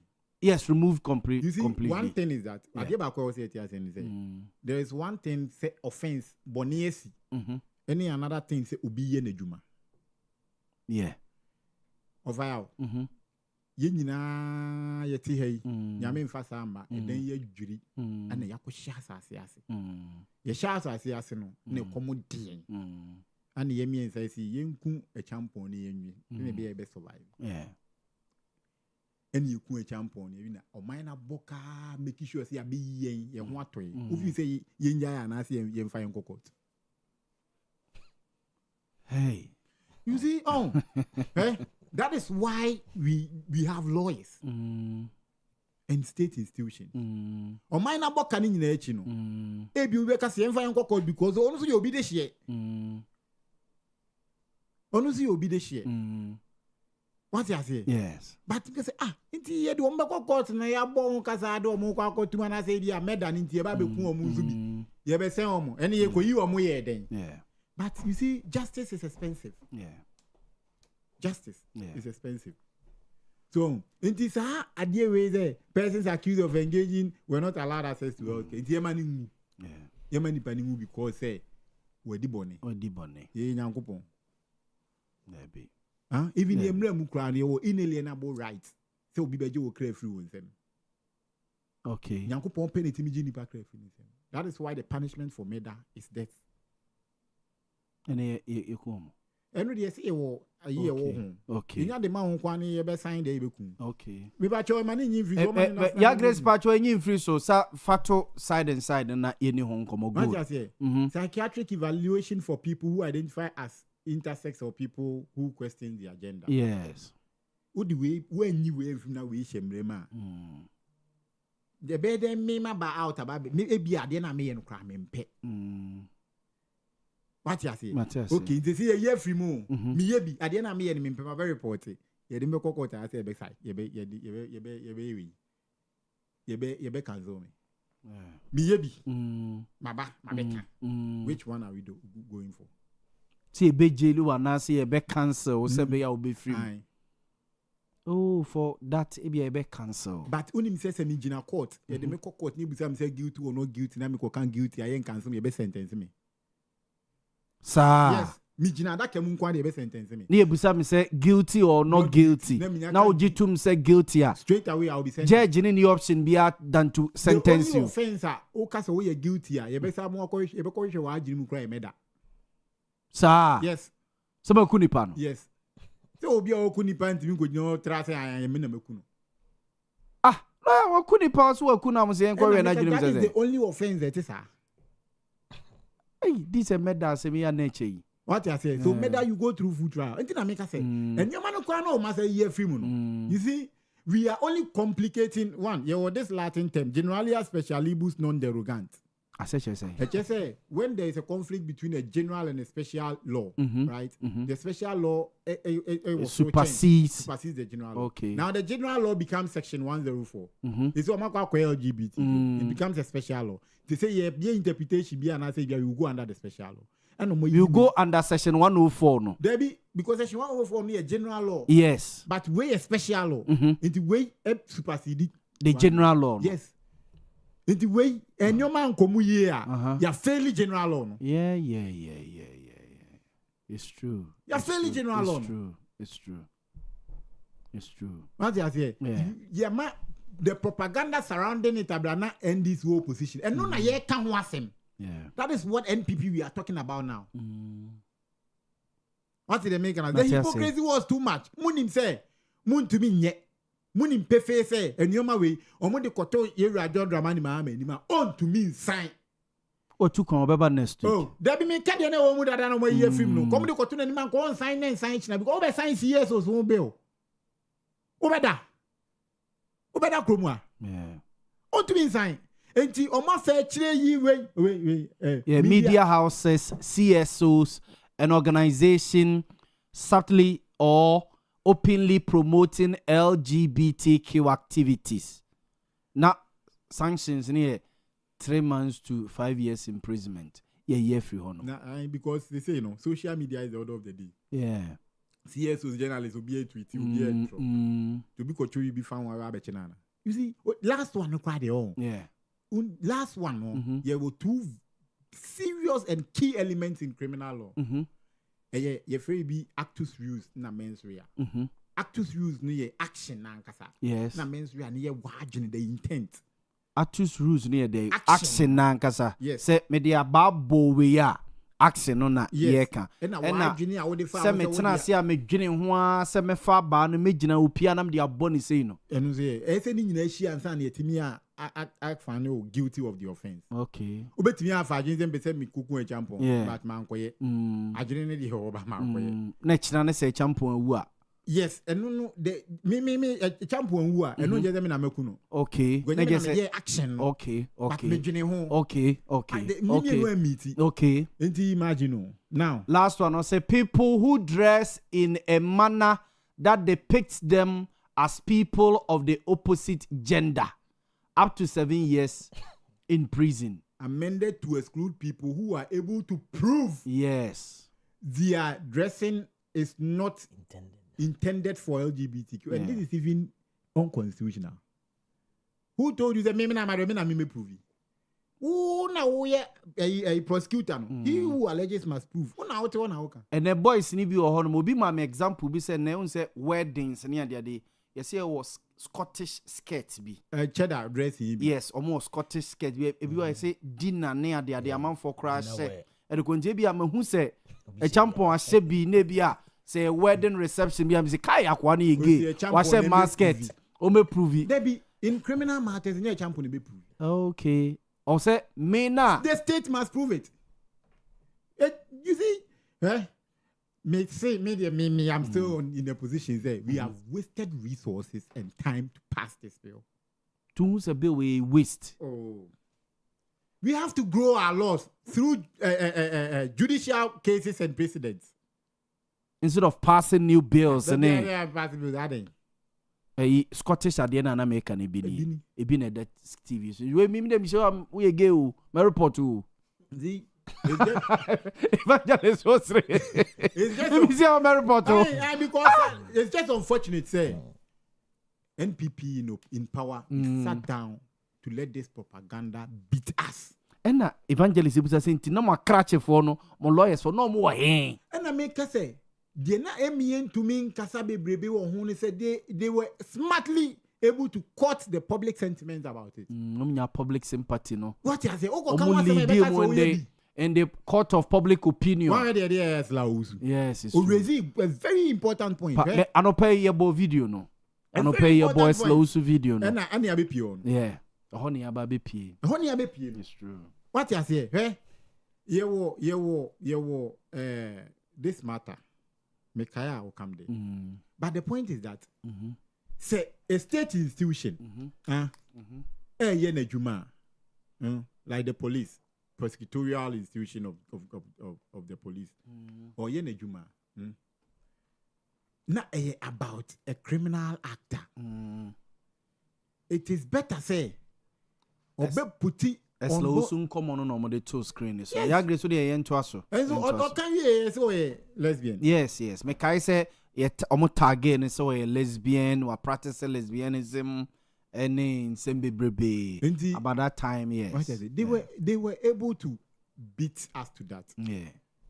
They beat you to the game. Oh yes, I admit. But a nay. Omo me nyina omo me hunu say omu chaga na fontro. It didn't make us say Nanado refusing to let that bill come to him was the wisest decision. Okay. He made. Mate. It was the wisest decision he made. Mate lawyer. And baby, I'm imagining can be me say, you see, one thing about this whole thing is that it's a private members bill. It's now another issue. I didn't hear. Now, and the will be the new the private members can have no brother. So once the state in Ajatum, the Ababe state in Emra. It was sponsored by a private member. You see, this is the conversation that happened between the president and the speaker. Who's the President Mahama for no say bill no kwana say executive bill. Yes. He said that because he knew the constitutional provision behind it. What is any Emrana my friends have funtus officials have funtus. You see, they are only doing it for the president to sign just to fulfill a campaign promise. But even president in a sign Emane Beyemra still a also it can be challenged. Just as OSP need the na yekoye na ne yes a challenge the Supreme Court no. Yes. Oh my goodness. Lawyer Mate. Into over. And then I'm in person who's any man should anya political. And all the Yako school and I've really enjoyed it. And evangelist Grandma thumbs up. Evangelism thumbs up. It's ever be a metato. Ever be a metato. What did you chat? I'm an evangelist because of our at the NDC for any Sam George. I'm fast with the Ghana for fame. I will say I'm compensating Ghana for the emotional trauma they send Ghanaians into. Ya Grace, sir, ade we trauma me. Na monye ade the emotional trauma they sent all Ghanaians into Sam George and NDC when they were in opposition. Some compensate here. They have to compensate us. Sam George and NDC and compensating Ghana for the trauma, the emotional trauma they sent us into. They have anti-LGBT. Yes. Yes, they deceive that they lie to us.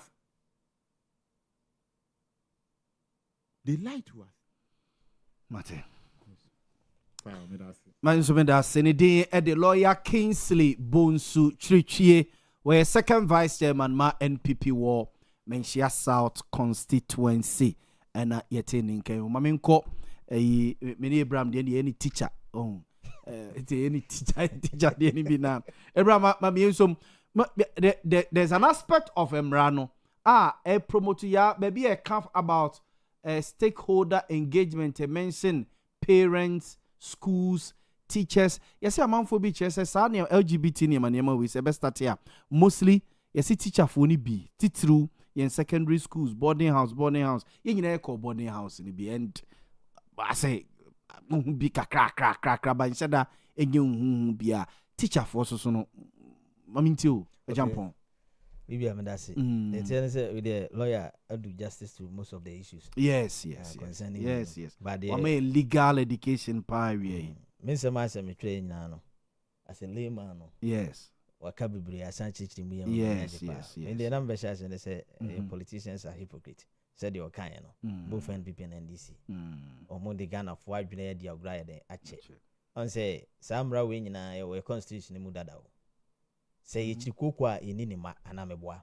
Oh yeah. Okay, say Samra we by Uganda president. Or say we are yebekun. Yeah. In 2023 act we are yebekun. You were definitely yes. Yankunswa life imprisonment. So what they say? Enti ye the punishment ya no see hash one and then air to the war be mark then koye. Then e catch say men try class obey by Emraya omudigu we nyina ni punishment na wo. Yeah. Leniency be brave. I say amendment no me no. Ya water no too much. This part was say expanded role for institutions. Or say the bill now places greater responsibility on institutions to promote family values. Or my parents, or my schools, or my teachers, religious bodies, traditional authorities, state institutions, even the media and creative arts industry are expected to help preserve, promote those values through education and public engagement. Yes, lawyer. Statement we. Statement we kwa wa ya fi ni ebetete ye nkra no kwa ma kwa LGBTQ. Sa gwe. Afi kwa ni ebetete wo mo. Afi ne be se nkwala no. Ye be kire wo mo. Okay, say NPP regime no. New curriculum no book be by. Yes. Even currently Haruna Idrisu time ye kra no. There's another book buy. Good. I no so you raise concern say you good and I agree say the to screen so no. This is a baby ana ekasa or say gender identity. It refers to a person's deeply felt internal experience of gender, which may or may not correspond with the sex assigned at birth. It can include being a male, female, or a blend of both. At the same time. Yes, we know what your curriculum ni mu. And I was surprised how na this time we also pop it. Yes, your basic education. From primary JSS no before cry obey a professional teacher no. Yes. Those of us any opportunity to go to college. I remember say be a work classroom now o chadia. You free be gender balance. Questions ya maybe say be any kwan say ya mema nko. Okay, professional teacher no. Say ye train one more about Montie as a professional teacher. Watch them kwala na de no. Say obusa questioner. Any kwan say obusa mema nko a. You free be miss ability grouping. Okay. So and to say be our class near a mema nko ate ha. Na manko you should mix them. Good. Oh, okay. The responsibility of a teacher to do that. Yeah. Engineer ho na ko a gender imbalance then. Okay. So answer the questions you will be saying any kwan say come manko mix them together. Okay. So what you say? And the za no more we are here ni school mu pokra no. Secondary school bia na SHS bia so wo ne mra e wo ho. Every senior high school. Yes. E won internal emra omode running school no. Say we obema any kwan say hu wo ema dormitory. Yes.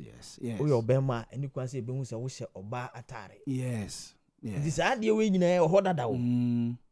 So what you say? I na nanu nyina nim empanyifo nyina ye de enim. Empanyifo ya omo parliament nyina they are aware of all these things. Yeah. And the other na why now? Na baby am no problem kese pa ne mighty minority complaints on Monday by. I Mhm. like the adjective mighty. Mighty minority. Yeah. Omo complaints or more. Monday by. Maminti. I say, Almost ya oma water. Law, sa amendment your Monday by any sanctions. Yes. Na oma yi be free senka those days no. Se sa bia no mo koma na na do na gwa I don't think senko be reject. Na mi bisa se aden no mo so anyi ahwehwe mu no mo ameni bi ne ehunu. Na Ghana for it man akasa. Na ye to the extent say enkofo bi de omo de omo agye atum se omo ye gay. Ye mpanyimfo no bi said the enkofo bi ye no. And said omo di opposition omo di omo si ye no. We go to some extent bi a na international body ni kura no mani ye den e we ho based on some politicians bi no ma no mo ye edefa sa be we ho. And they say no more kana. Some politicians I remember say afenyo marking say kasa no ka say engophobia no mo ye did those days e do time mo ye debate no they are nowhere to be found in parliament. Mo ana mo nimu na mo be chire mo ama ye hu say we eye we enye no e do say mo ye hu debate na me ya pass no you are not in parliament. So what you say but e do obi dia so de utimi kasa ye chire mu say fe de ye nkura no sa me sheda na me bisa so mfa we ni nya de ento so ye market one no mo basic no ye chire mutu and those kind of things ye won sem bi o ho a anima bi ye won nipa kwa ho a intimi ntina live program ana fi dikese so nya den enka ye fere even kura ye ni nipa ni sia ye body ni kura ye den ye fere na ade ntina sa se mo ye ba beka e no krese Ghana ha se no sa de we e ye chiwade ye kasa chiwade a ebokuro boman ye nso so nti ye si den ana yetimi kwagye bitum na ye kasa we ye be yo se na onim de ni nyina afriba ni nyina agina sa foreign aid na be den e beba no kakra na ebenya free abrofo no la sula na ebenya free abrofo no ho ntini ye suro se ye be si ni pi akase wa wo be ye culture no ye nso so sa na ma we so e boman e ye chiwade nti ye nye ye twetwam ni akoye mra na wo ho dada na mu me ba be hyemu kina ye ntimi anya ne sa because ye be lose all these foreign aids e dey free abrofo no na me bisa say Uganda and Ghana himfo na what a natural resources bo o my ba na say Uganda timi gina he so onyi ntum ama serious sanctions against this and nkofo ntim nyere enye sad na how much more Ghanaians.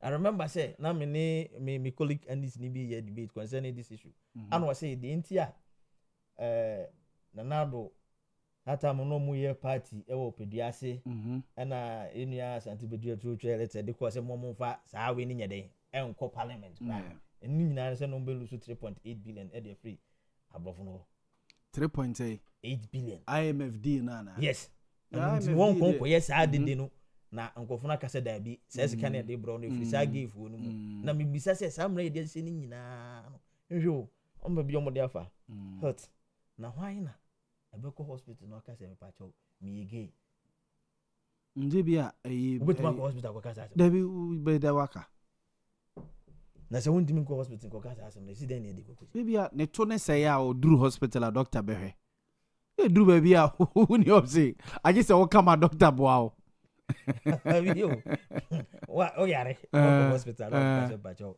you see ni yamakwa yu sa mbra na chese ko betuma kase mi yege nti say mo hwe me ana meboa those days na nya mfanya mra ne de wo fere o amfo de ho siesie ene kokoji no ba say mra no say bibisa ro betuma akọ ana meboa obetuma akọ sa no yare ne na chese indirectly ya dia tum akwasi ko no gidan kwantia nti obeye no yare ya wakọ because they say ne betuma nya duro nti se tia na say de na wo kan Russia foi ebi abaha no she santa because odd in my culture na me hu na me kwaka se we gay no otia obetumi dum akọ tie be china na meboa because my accuse ni say we den we gay wa bra me hu say oye edi nti ayi bisami ameka se me mu ha say no Ghana ha no se muso obi se oba tare a ye friend kodwo besia it's true ananya sa ne kodwo besia good enti sa no mani nya me kwaka se be chime enti emra ne de se de ye ka no akwasiko anso no yere ojankwantia ye suro say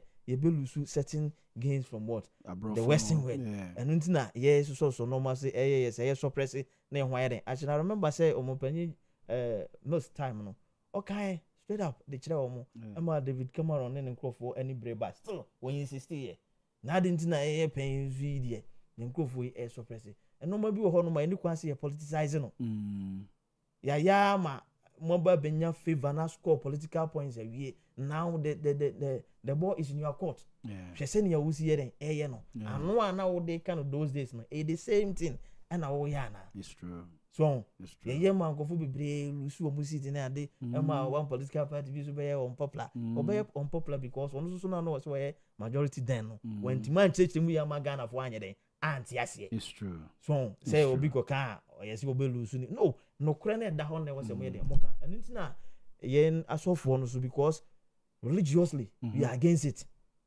You say a Christian country and anya sa and it's all the way ba asofo for no so be so ra den agina because then majority no you fail to explain things well to the religious leaders and you be support it then minority na do man or do machi what you say Muslims who are against it traditionally chiwade so what you say any kwan say head yes so and me who say these two political parties are fairly Ghanaians these homosexuality issues and any kwan say obidi koko gina ko trumpet say you buy and your best sign say we say omawie bibia yura Dramani Mahama kwa ba no ba besan amara ba be lord ya ye Ghana hanu ma ye ye twen na ya hwe say ni besi no Mate ni din de Abraham Champon waka the UP one communication team ho and the Yellow Army team UP party no ba santimantema say ono and ye commander Eda ano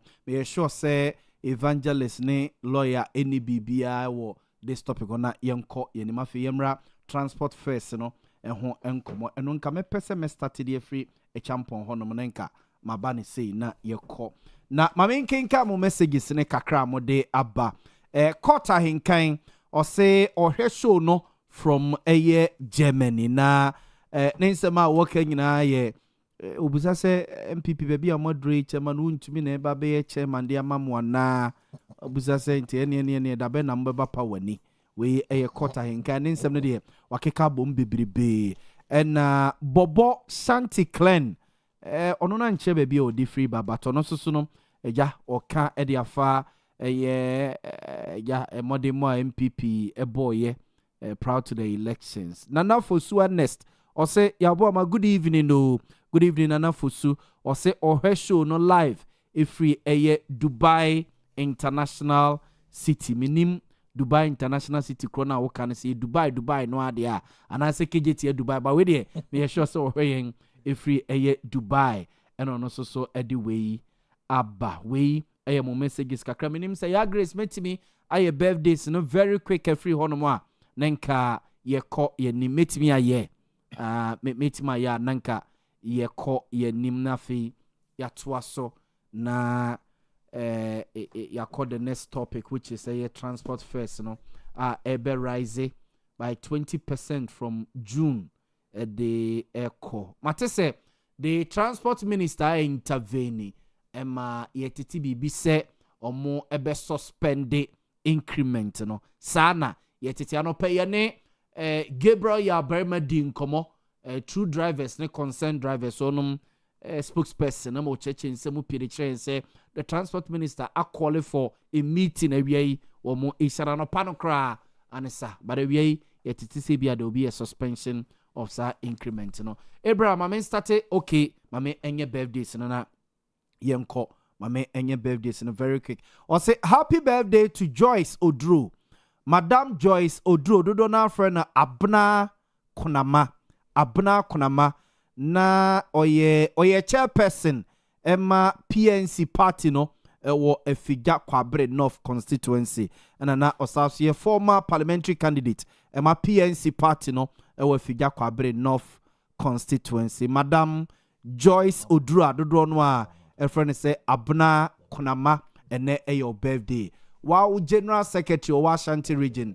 Robert Dambo say omao happy birthday until from all of us you fear ha say Joyce you happy birthday what I mean shira kwatenti ahodin wom onfa ennomo ya me enko the next one so na yento as good happy birthday to Madam Abna Abrefi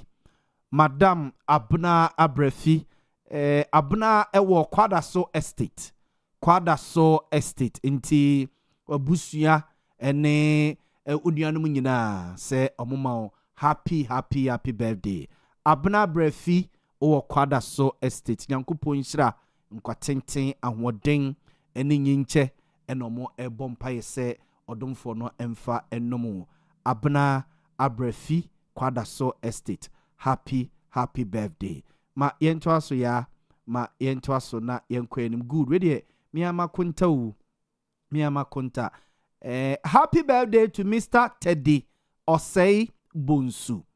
Mr. Teddy Osei Bonsu. Oye Juma e Bank of Ghana.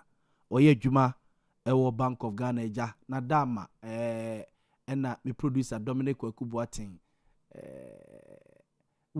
kwaku we na penny anasa akua na penny Dominic Kwakubuatin ne wife ne brother eni ntinaje se na konta eno no nti from we di abusua ni nyina unua ma ni nyina so mama happy birthday so ta say ena daddy Mr.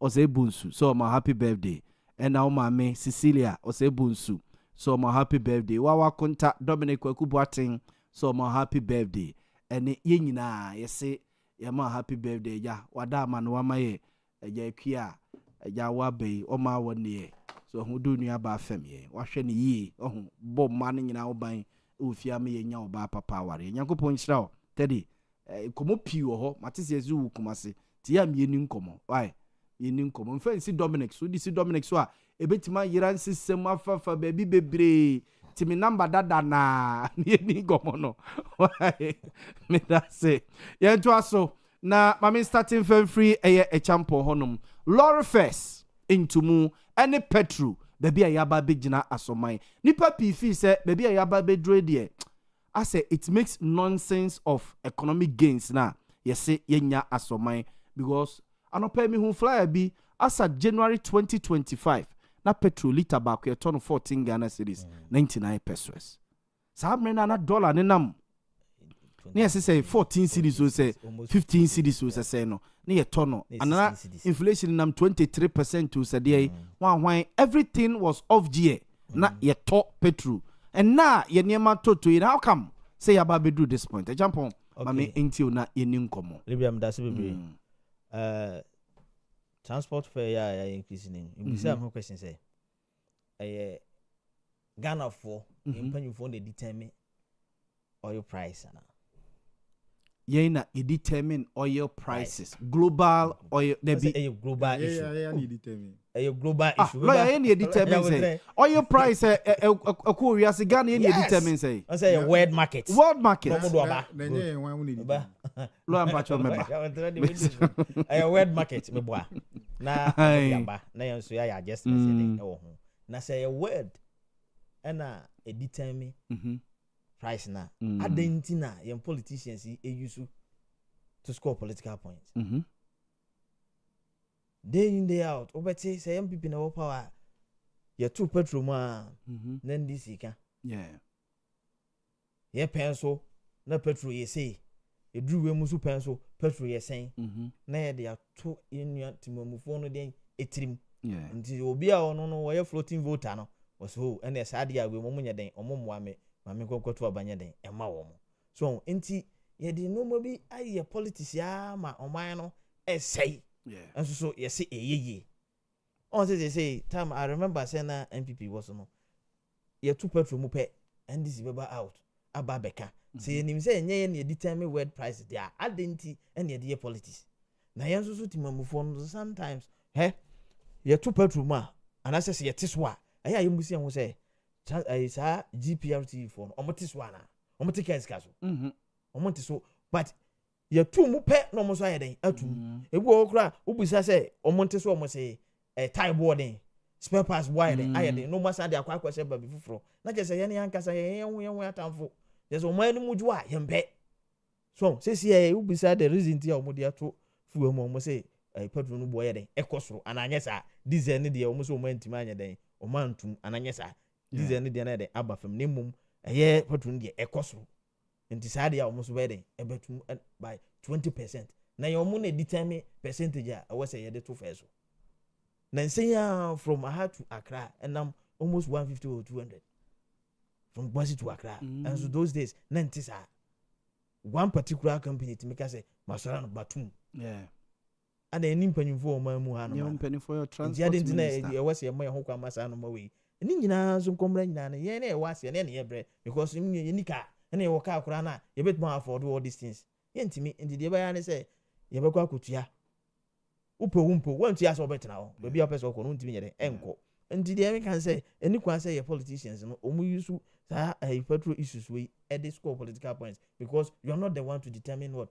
a world price market no you see then na wo dey politics they say abai dom kuma mighty minority almost ababa besom at the ababa politics at the tia the sitting president all because time one no more so no you this same they say sana politics no Ghana amamu na akwakoyo ne wo ye no na ma try then say no social media no edu ba bi kra ye koye nim kakra o ye kotra this petrol to gallon say me ba mete so drastically o mo bo mu ntimi nye ya say ye kotra ho ba me nim de enti ase so what just for you o better so drastically me want so you know determine sa na dia akwa kuku sa na kuku so ya politics so mo mu de bibia ya politicize no na dia de ye ankasa ye state na ankasa dia no kra no mu fa nye politics aya na motum ku na he ECG light prepaid no auto air on zidi zidi adwane sa what you say on say no na mo ne control so mo kan ho hwe water bill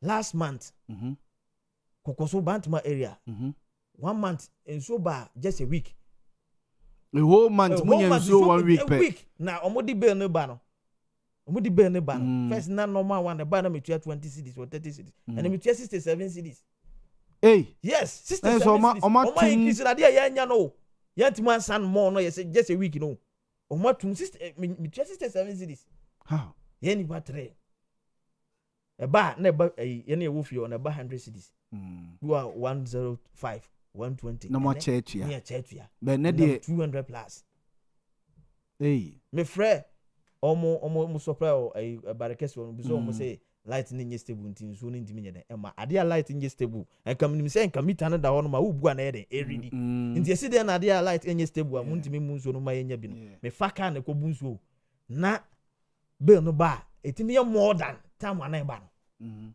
so nti yɛ ti kroma no ana bibia no corruption na adoso ne yɛ ne akasa yɛ dia no kura na ntimi determine price ni yo ne yɛ wiase man nyina dwa no a mo ne de price na de ema yɛ no near the ababa campaign politics na dia score political points na fe no aye me no mi no na ye bre and ababa do say 20% no now aye GPRT for na so mu determine transport fare e Ghana ha the GPRT vote mi sware one day no mu ka se mu ba beto petrol mu dia aye fare mu dia na nyina ye jejeje nti dia ne mpanyufo no se den e ya fa because obi tini ba bi no no atena se no aka so asora no pa wo say spare parts koso time boy den ka ho no ma boy den therefore we say me so me to fame wo be fura no abefuro onfuro so awon yene jai ene hwe no ma ekoso kumase intracity trotro na ye kan hwe from oko bant ebia na wo ba abrepo jansi obesi G runabout usi ya osanse wo ko bantima udu hon ma no wasi ubu no ko asofia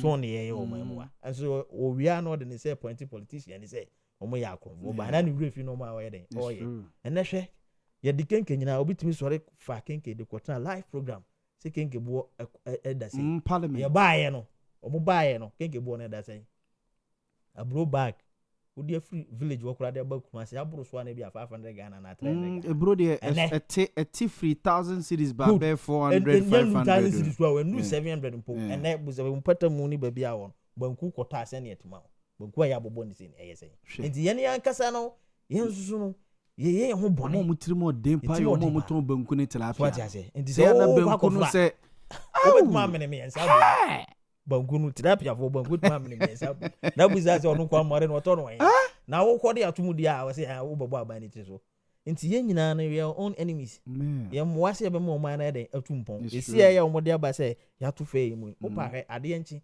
e bi kura nwumre mo pati se o ma sha se complain se baby bebre wo hono mo a omo tu especially bi eduru anwumre peak period se said this time say no a ye se nkanka kra se ne nsuo tokra de ne wo si nsuo to a wo ba bi so mi busa mo se champion ade a mi busa ye se unse na nsen vice president kofa buses bi by some of the man metro mass on ewe he enya starting nya adwuma secondly some chairman regions no nanka eno so support ya na pilot bi wa lawyer nim say say eno dey have say evangelist wa to be kire ebu so mo pilot bi wa akra ono mu ba bia na omo bre o ka ho no but minimum makoma ko 100 o na transport minister is fucking now you oh Debbie lawyer Debbie laptop no na nya adwuma Debbie now say mu ya okay on say wo ka ero wo say wanya bia wo ka policy bi wo ho no ma o ye said that for inferior goods de ba ni abese teachers for it ye ya gase am laptop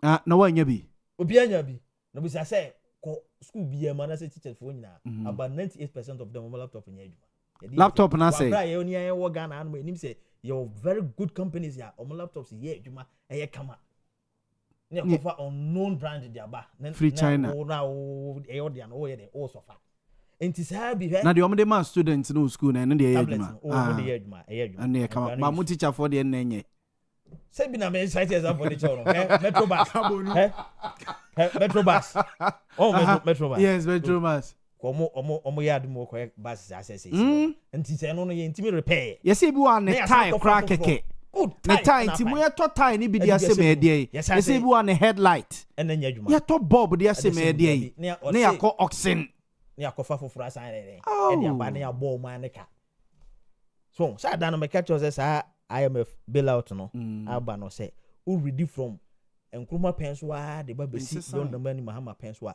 your problem ni nyina ye the same you are physically indisciplined so enti ebe den na say world market increase oil price who bet my adjustment afa you have no option because the idea man won't mean ni where you su ni ye na biaka na say world no kura increase a won wet my adjustment ka krabi na cushion no members no and our citizen no more than atomo and say where the increase ni pe hey we have no option than to also increase it na dia kwakọ ye koko nyina besim ana say petrol so aba besim ntim bisa question say ye politicians na ye na determine fuel prices na say word mate ni din de Abraham Champon na yeteneke lawyer ma memra ho no lawyer me before see ebe tumu ma ko say me ye tumu bie mu ye tumu anza na ebe du ha ana refi ye bi chichem ye di kan tumu ansa na ye be du 15 Ghana cedis ana wonim amuka say and this worker say aban ya kushin da yi yes aban subsidize omuka so omu yi 1 Ghana cedi no 1 Ghana cedi levy no mu yi de free ho no yes sebe ya ebe keep prices no for determine anke ko subsidize ba lawyer say world market price there onye koko ni bi na koko so say world market price nye ni determine na why ni determine send ye hwa ne say kosura ni ato determine our position so ma 6,000 and no na determine and this phone determine cocoa price ni fuel price how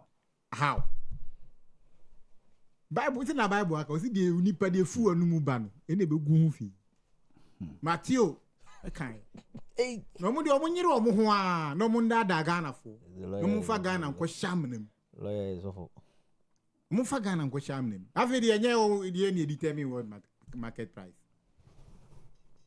na levy ozo of any evil levy o mu ba no mu di be share ni mu eji di levy ye ni devil levy also friend is a devil levy nyom na di ni bai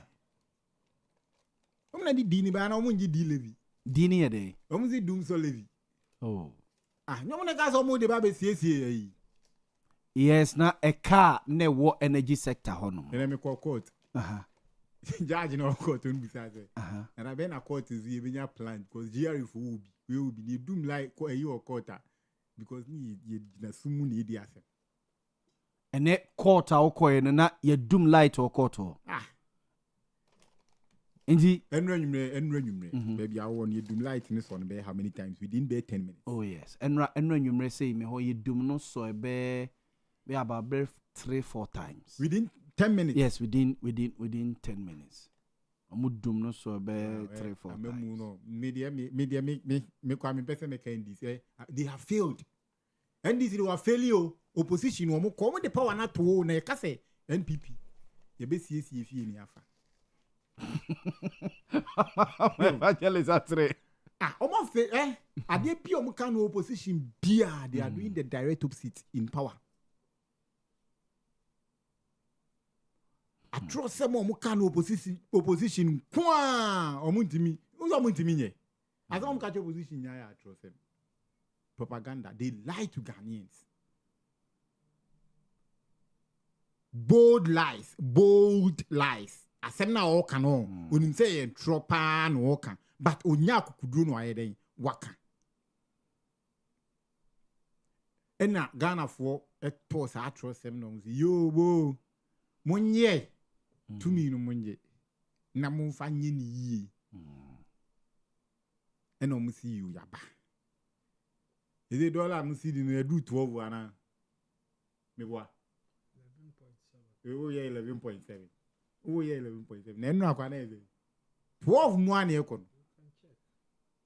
12 money. Bank of Ghana rate there 11.7, but call black market there around 12 Ghana cedis. Over another around. Bank of Ghana is 11.7, black market around over 12. The Bank of Ghana 11.7 there, black market over. You see, politics now of our. Ade aye nyina ye hwehwe ne say Ghana ebe konani. What you say? Yes. E maye mane nye say me party ni power nti. Me kan party no power na guma se na be obi feel. Ofeli e kan emi. E kan emi no. But ye ntimi ntina won so nka say o mu feli e maye nka. Because you have to criticize the government. You have to put the government on its toes. Yeah. That is the duty of an opposition. Even in YBN Avelufu versus the Republic. Court ni release NDC sika. Your mind, it me your mind sika because NDC to me be due mind. The court ni release a regional tribunal, your regional tribunal, and a high court no concurrent jurisdiction. But regional tribunal no delay in matters are a state interest. What you say? But NDC sika era and court no almost state proceedings for regional tribunal koji interpretation of I think Article 154 of the Constitution. And my Supreme Court nika say NDC a major political party. Ultimately, when elections be due on -20, Nisika ayera ne there will be it will be of a concern of the state. So you have to criticize the party, the ruling party as an opposition party, constructively. What you say? What can say? What kind of social contract between you and the people of Ghana? And only you see ye. And only you see one. You can't be phobia. No, because oh yeah. Then oh yeah. Said dollar ye teba form inflation teba form policy rate. No way. What is the effect? What you say? You the bourgeoisie and the proletariat. Policies need your mind this for you know. It is only what the bourgeoisie is. A benefit sika for no. Because on the whole sika obetimi akwaji loan aye project kese a interest rate wo form to betimi etua. Jamaica no what you say? Matia say. On the whole sika obetimi akraka afi abroche because dollar no cedi na nya ho de ni yie den e wo form. What you say? Na mum de okokochi trotro na okotofu no ani wo a okokofu trotro. Ya ba jo sika kese because ya tubu oni. The effect of the dollar, the CD strength against the dollar, no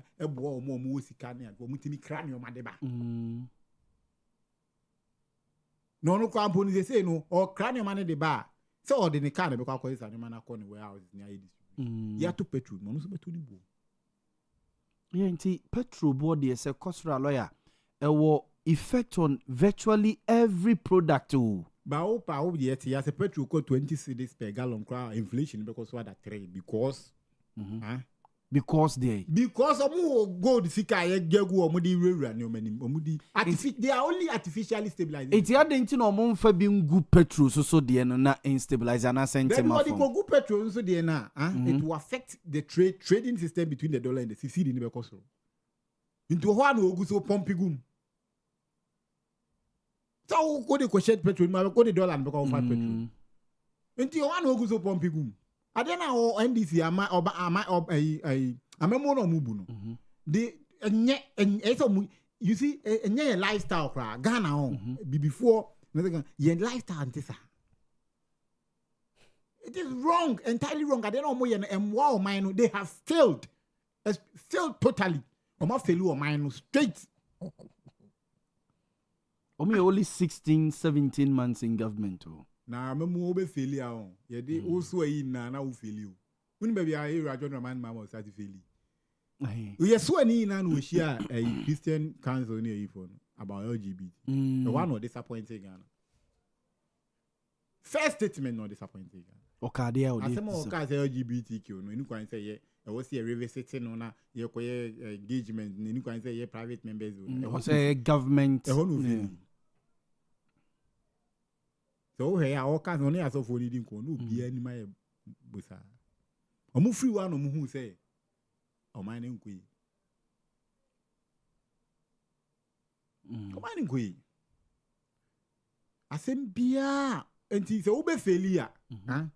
On the flagship program, policy, 24-hour economy. Yeah, 24-hour economy. And also maybe a women's development bank. Yes. When you know, PFA say, you're discussing the BA bank. And I'm told say for bank around 400 million Ghana cedis. Unim PFA. Unimu. Ne budget sa o de BA bank. And then can some be shemu kra man is can be because you can't son ye dey am hu ze nye dey. Malo we so be can say bia ne 4-year period in enwie ne bia wanya say sika ne de BA bank no. Say ne omu see 24-hour market. Across the districts, I'm told it's about 30. Almost 30 something. No, about 39. I take you off. Was a 37. I take you off. I work at various stages. No, say 111 agenda 111 was at a go no was needless. No. We almost see over 200. Now 24-hour market. Oh, yeah, you see. Say or mind be on. I'm a mobi. I mind be per se. Odisika. On can just Odisika. President John Dramani Mama abane peso mu disika enti no mo na 24-hour market no enwumre no ye koye de o market ben ye ti ye kromu apa market ben omo nche apart from KGT a obedu anajo 12 20 series 30 series enwumre no market ben Crowfrom market way na Crowfrom market o Crowfrom omo so omo be ye omo be complete nti omo say these markets omo ye no lawyer omo say omo attach lorry stations lorry stations to designing in a fire you are John Romani Mama I can 2.5 years and one can say nya the NDC be power 2028 in the end say wo ba be hihye say ade na guama era evangelist mo candidate era John Sedu Nketia ama be to aso dia onyayu evangelist they minim so candidate minim so candidate evangelist so obody didn't go the private jet na be yi no Mr. Wanted Mr. or the statement about no pay statement be to clarify say any private jet oba Kumasi Friday anopa 9:30 no bedru Kumasi through African world and all by and all return Saturday na nyumre no me send a flight and you penny is it Kelvin and Kevin Ochre or say the private jet and all they come back to Accra and all join omo and on your into the private jet in Accra but enye private jet or the private jet in Accra but enye chartered castle or no private jet you see what the private jet in Accra but lawyer enye onu na otuaka and no nyame issue me see what the private jet in Accra enye no kra na there yes somehow okay any one into a file mumu na NDC for ne Ghana for yen they may catch you but amount for be fees economically and you may kuye yen dollar rate baby omo for free ye any baby aba bejina about 41% to my no mumu feel say mamu ne ye think of what me fuse and you may kuye any problem what I say but ye ma you may say this or abaya you do it to the collective good of the people what I say and yet amount for be o se dodo ne hunu se adwuma na wo ye no idimu what I say na dodo ne so be kire o mo pa dodo no be kire ye ka asem bia o muntie ye ka bi bia NDC a yen say o ka o mu say regional minister at 38.2 o ka 38 sao ye ya so ye den no o ka bi as free SHS eno abodi o free SHS eno ma koyo free SHS is ka ku mu botomo e ma muntie school fees sa na regional minister tia on fa so kra mo baby na makiyeti anu ahye da ko first excavator galamsey for na excavator ni bi galamsey no buy ko so the 1 week best stop no buy say give me 14 days I will stop galamsey na no munya mbre ne botoni bi ntia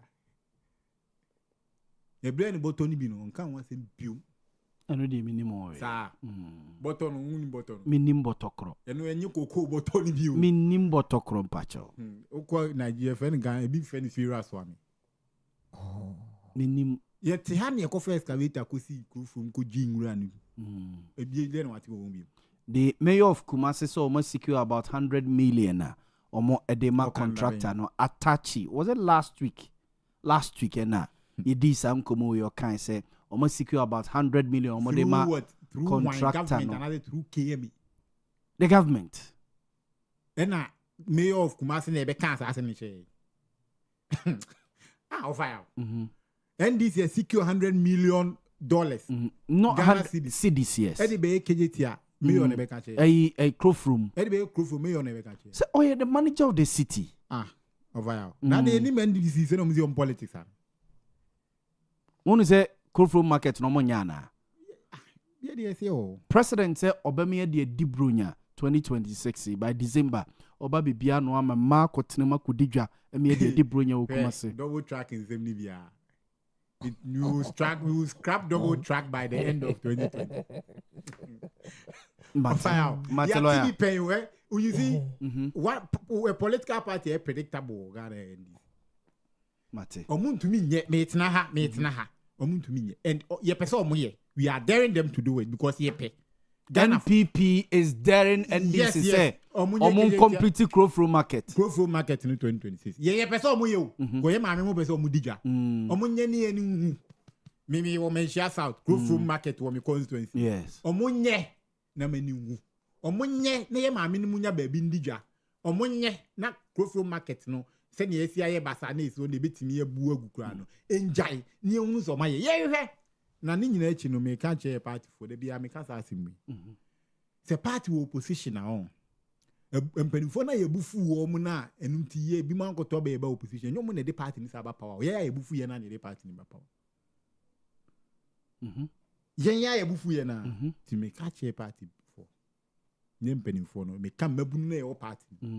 I'm talking to the constituency executive, the polling station executive, the electoral year executives, the TESCON people, the youth of the party across Ghana. Say me sell baby o mine kono ye Ghana for ye de wo muka. Baby o mine kono yen NPP. Mabunu no ye de Ghana for ka. Yen fat party no. Yen fat party ni campaign. Because a kaya do o mine say o see e ma yewura Dr. Mahmoud Baumia de ni nyansa ni nimdie ebu o mine. Enye sa ye di Ghana for abro. Say ya nye jumaden amma Dr. Mahmoud Baumia me president 2029 yen NPP mabunu no yen ye di Ghana for abro. Yen ya ha Ghana for because you are Dr. Mahmoud Baumia and some original simply so can't even about Ghana card. One kasa interior minister babe confirm me am I. In the area about me, say only need back when ya. Yansa bo akwa Baumia ohunu ochina de ye ne. Yansa de bo akwa Baumia. Ohunu de ochina de. Sia de ni china de eye ne. Ohunu Ghana card be ya man wo ye. Didi back no. Mate. Dr. Mahmoud Baumia. 2029 7 January as when he as president of Ghana munka is you Mate Vieni amani hunu Mate why am much na CBC amazongu for ne when best start me da say ni din e the lawyer Kingsley Bonsu Chirichie or your second vice chairman my MPP or Menchia South constituency or three NPP delegates or for to me mano na omeye the deputy Ashanti regional secretary of MPP on a 10 can I mean evangelist on more evangelist Laura first 20% increment a day maybe a jinai my dear dollar rate inflation policy rate ede na esi yaba bedu this point yekoto petrol a liter 15 Ghana cedis 20 pesos ada ide asemwa opanyi medawase na minua MPP ni na wieye na de wa say na asem ni nyina o yes ojitu mu say MPP e de o mine ka eye no kre for 8 years gidi a Ghana fo nya no MPP mu ene amamu o mbebu ye no omo bede ye ka even in opposition party ne egu no kra no they will still pay na all kase eka omodi ye say mbaburu ne ensure say Dr. Mahmoud Bawumia beba be the president 2028 na nisu adihu na odi nyankopo abodin kura abo Dr. Mahmoud Bawumia. Can you imagine abodin edibo nyame wo di abo Dr. Mahmoud Bawumia Timothy Boys Brigade Commander Dr. Mahmoud Bawumia ni nyina fawo nyono na kwa sorry o say Methodist for na me Boys Brigade na me ka mo ho okọ awayo a no ka ho awodin a ye de frɛ no emre bi okọ abosumfie ye de edwere o seden egu ne kwa ho egu nsa Dr. Mahmoud Bawumia enne wodi nyankopo abodin bo no hey minua you see everything aside Ghana your convention be one will say so far history from 1992 will tell us political party be about 2 terms party be anyam breaking yes one and mo say mu be breaking 8 no it was your message ye bisa bi ye ka be a breaking the 8 ye ka be a breaking the 8 and then akosi say and any 20% increment mami kai videos bi a mesha papa no na ne buafu ka breaking the 8 no do what Oka breaking the 8 na atemdidie ne oye ne nsa style bi no wadi watamagu so o say we be break utri so no pampas enne omo de ti opposition Dr. Mahmoud Bawumia o ma mo 38.2 no ono na mo asan so aya chinchim microphone sa esan de naba then na asesa Dr. Mahmoud Bawumia was the running mate in Sambia no wanka dollar ni ayi o kan ya ma ye nim se oba dollar na em se wonam kra ye de be chew because fundamentals were weak 4.2 under Dr. Mahmoud Bawumia as the vice president and the head of the economic mismanagement team of Ghana yato dollar 17.3 inflation 54.3 menka de Dr. Mahmoud Bawumia wo say onu na nyame abodin wo de bono no mususem okọ akọsere empaibo ye kwa amamembo empaye manansa yakọ it must be live on TV mate mamo deliver no opanyi MPP nseme eba energy ne barof me ba na ma yeslo but odi be wuo mu no me hu ba bi energy ni free buy opanyi petrol nsem na ye ka yes ena krofro mu ba mu free SHS ba mu I'm sure 1 million coders ba mu bibia wom wo kwa restaurant aye free bibia assorted rice assorted rice there minua aye assorted communication or the bibia bam there asem na aba first lorry transport first but openyi let's do this call my joy online caption or say transport first to increase by 20% from January. That was the first way a better or 30th and then first too but yansan so nko ho abium ube hu say and then so omo de foforo aba omo say a 20% fare hike illegal ewo same my joy endra de omo de to ho no and then DNS 20% fare hike illegal disregard any increment transport operators you can read the whole story. GPRTU, any another group, almost here, Ghana Road Transport Coordinating Council, JRTCC, clarified that no such adjustment has been approved. We're talking about something that has not been approved. Research. Minim say ya Grace ubenya statement na so say the road transport operators confirm no 20% increase in public transport fares from 2nd June 2026. Or say existing fares remain effective until further notice. We a statement we almost statement say disregard the purported 20% upwards adjustment in public transport fares. Joy news for Let me just this afternoon release this statement. 20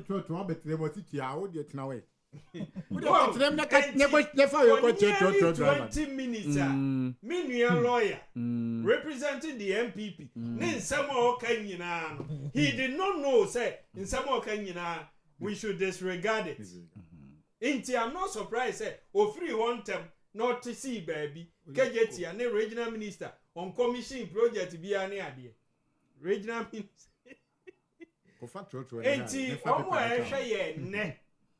GPRTU.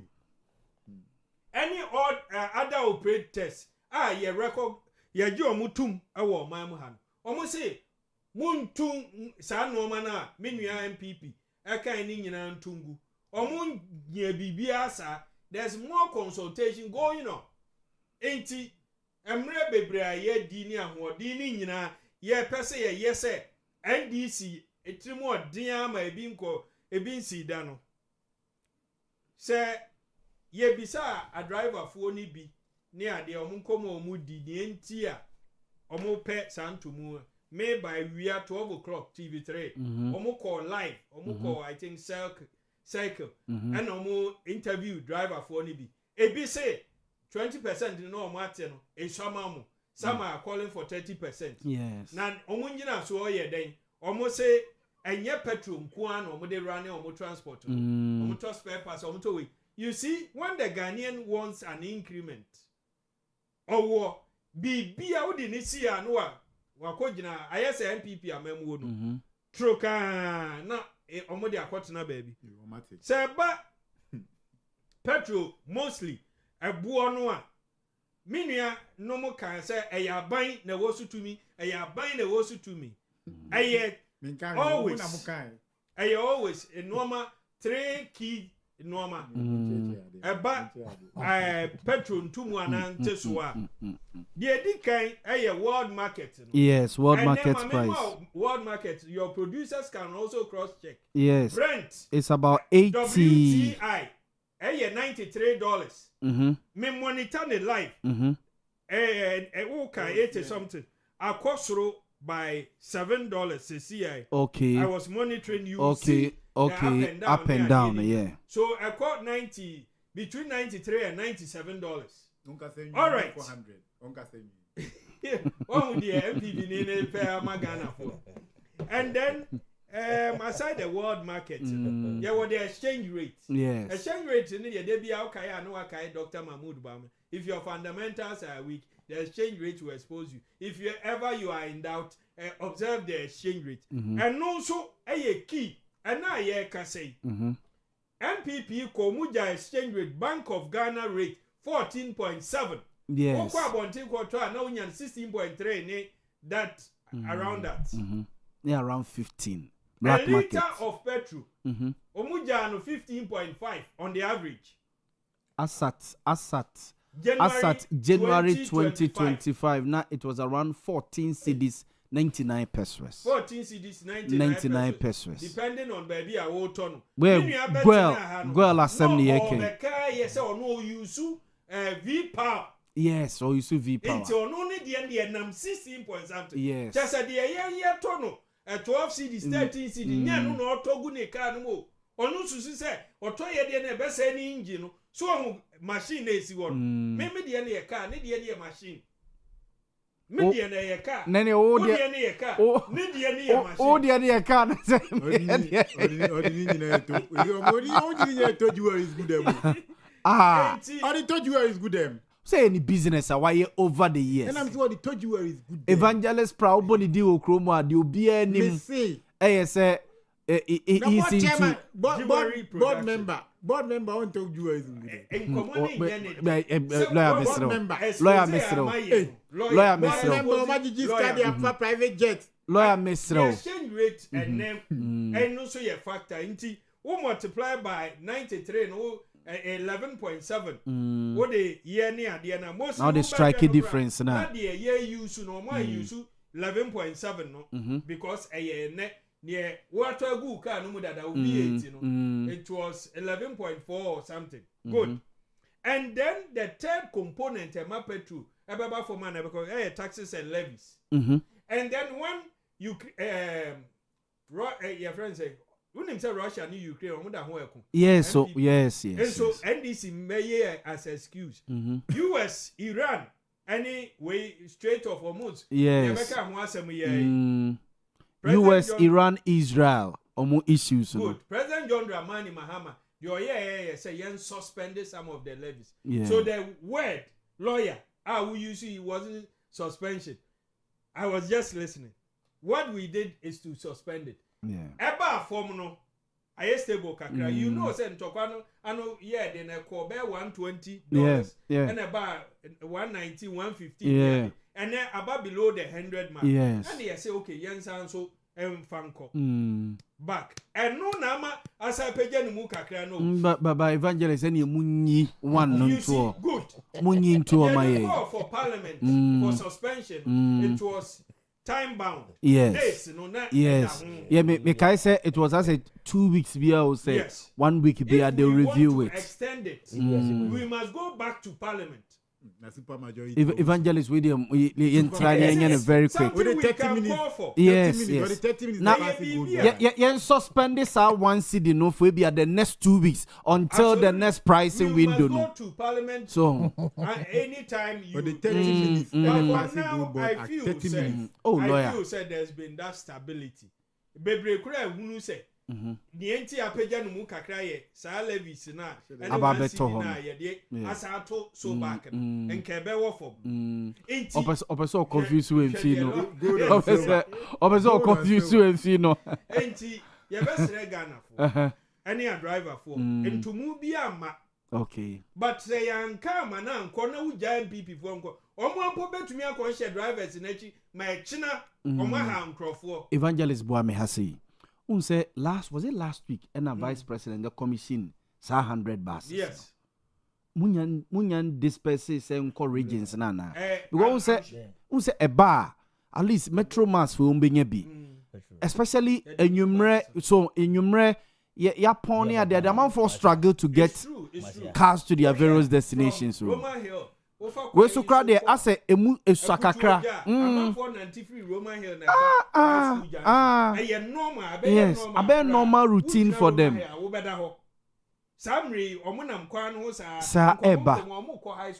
So commission 100. Yes, 100 buses last week. 100 buses. The commission parts, sanitary parts. There be any wow follow last week about 100 but I say ba be afa nipa 33 say 30 something.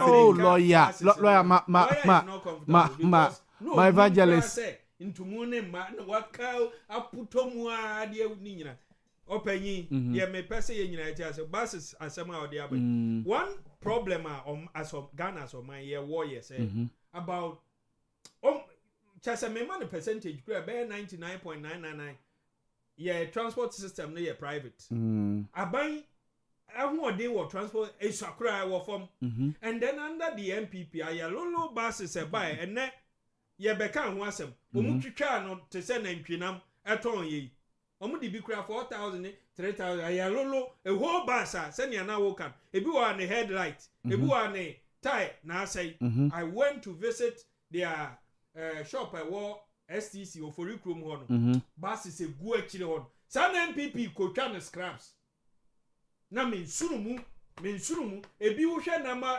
eyi no kra 2 years 3 years na ground ni nyina omu kotwa ne se na ntwinam sala nam wonya nam ni bia anya me di egu freezer mu kra me hunu kwa ya ma wie opanyi mamenda nkremofo na se Hajia Patase Bashiru organizer ene muntaka nam no so e ba na ye bibi wo nhia so e kire omo abeba be ka omo asem okay Montie me da say enti se ye ma ya ho ode akọ transport system especially with government na your maintenance culture and then the bureaucracy ewo mu no he unim say o can obeka na simple say oh bi o ane head ebu brake pad ne ade yes it must go through a whole process 6 months na brake pad ba ko na mienu ayi no yes say buses ne be numbers bi ehia sa ade na e wo say no ni si wo afi omo wo bibia omo friend cannibalization bus munu na esi ho no enam say emma no say brake pad ne ya wo de na say no ma kotu we de na de esi ho no e de abehim no mo tutu ne sa wani baba no na eno aye completely condemn that is or how ye wo mu enti say aban buses President John Dramani Mahama the Aban I'm sure by this week it should be going on. It will still not be enough. It will still not be enough. Oh, I manage lawyer who for wanted. Ye nyina eti hai. Ye pray Mpuntu ama asante ma me me bias. Yes. Into lawyer the woman say 15 beko voter region 2 na beba ha. I would also call say Yama do on Emra because yeah regional so yes your regional so we greater Accra in terms of population yes population land size yes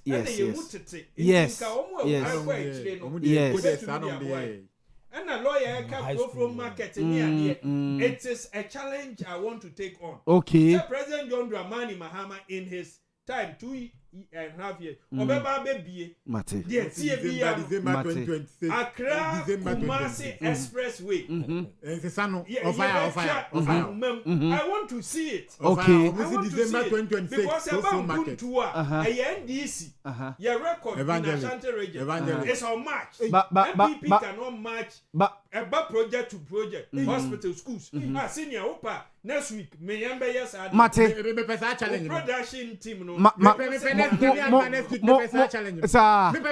Ashanti region yes project by okay Mate any move make good use of me board here wahai then you put it mo project or board no so then okay mo pesa challenge no next week for bacho next week Monday that is evangelist retro challenge and we will do it next week mo compile mo ne nyina whether pictures or videos yeah the Bema production team no say no ma bi o mu susu so mu ye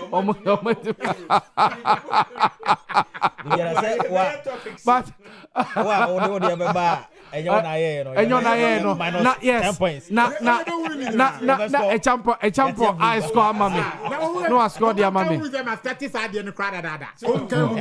evangelist just ats mama okay programs here discuss that yes adam de silence no crowd videos NDCC go benya 50% Ashanti yes it is uncommon it is uncommon na dia minimum case ke mu asha se dada aye wo videos ni guo me bro man de brutal Montie na me bro man de brutal yeah the uncommon no AC but I saw a flyer be Grace minim se bia ebetimi yes this thing me hu no sisi aye na was surprised say the Speaker of Parliament na Okasasimo say anti-LGBT bill passage on Friday was a surprise to me.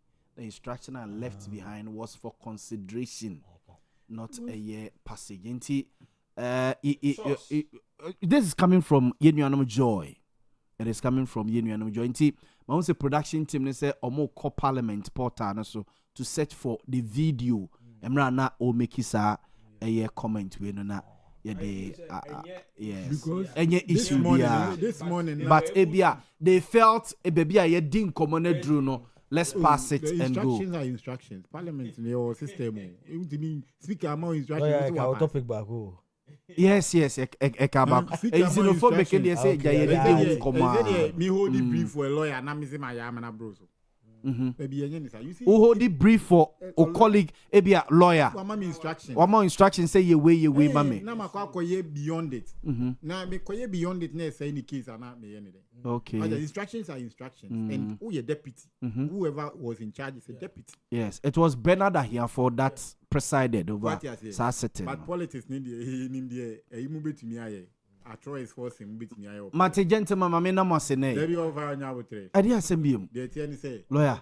me catch Okay. NPP delegates. Say abana ye ba betunu nyame adoma August. Motuma ban August. Media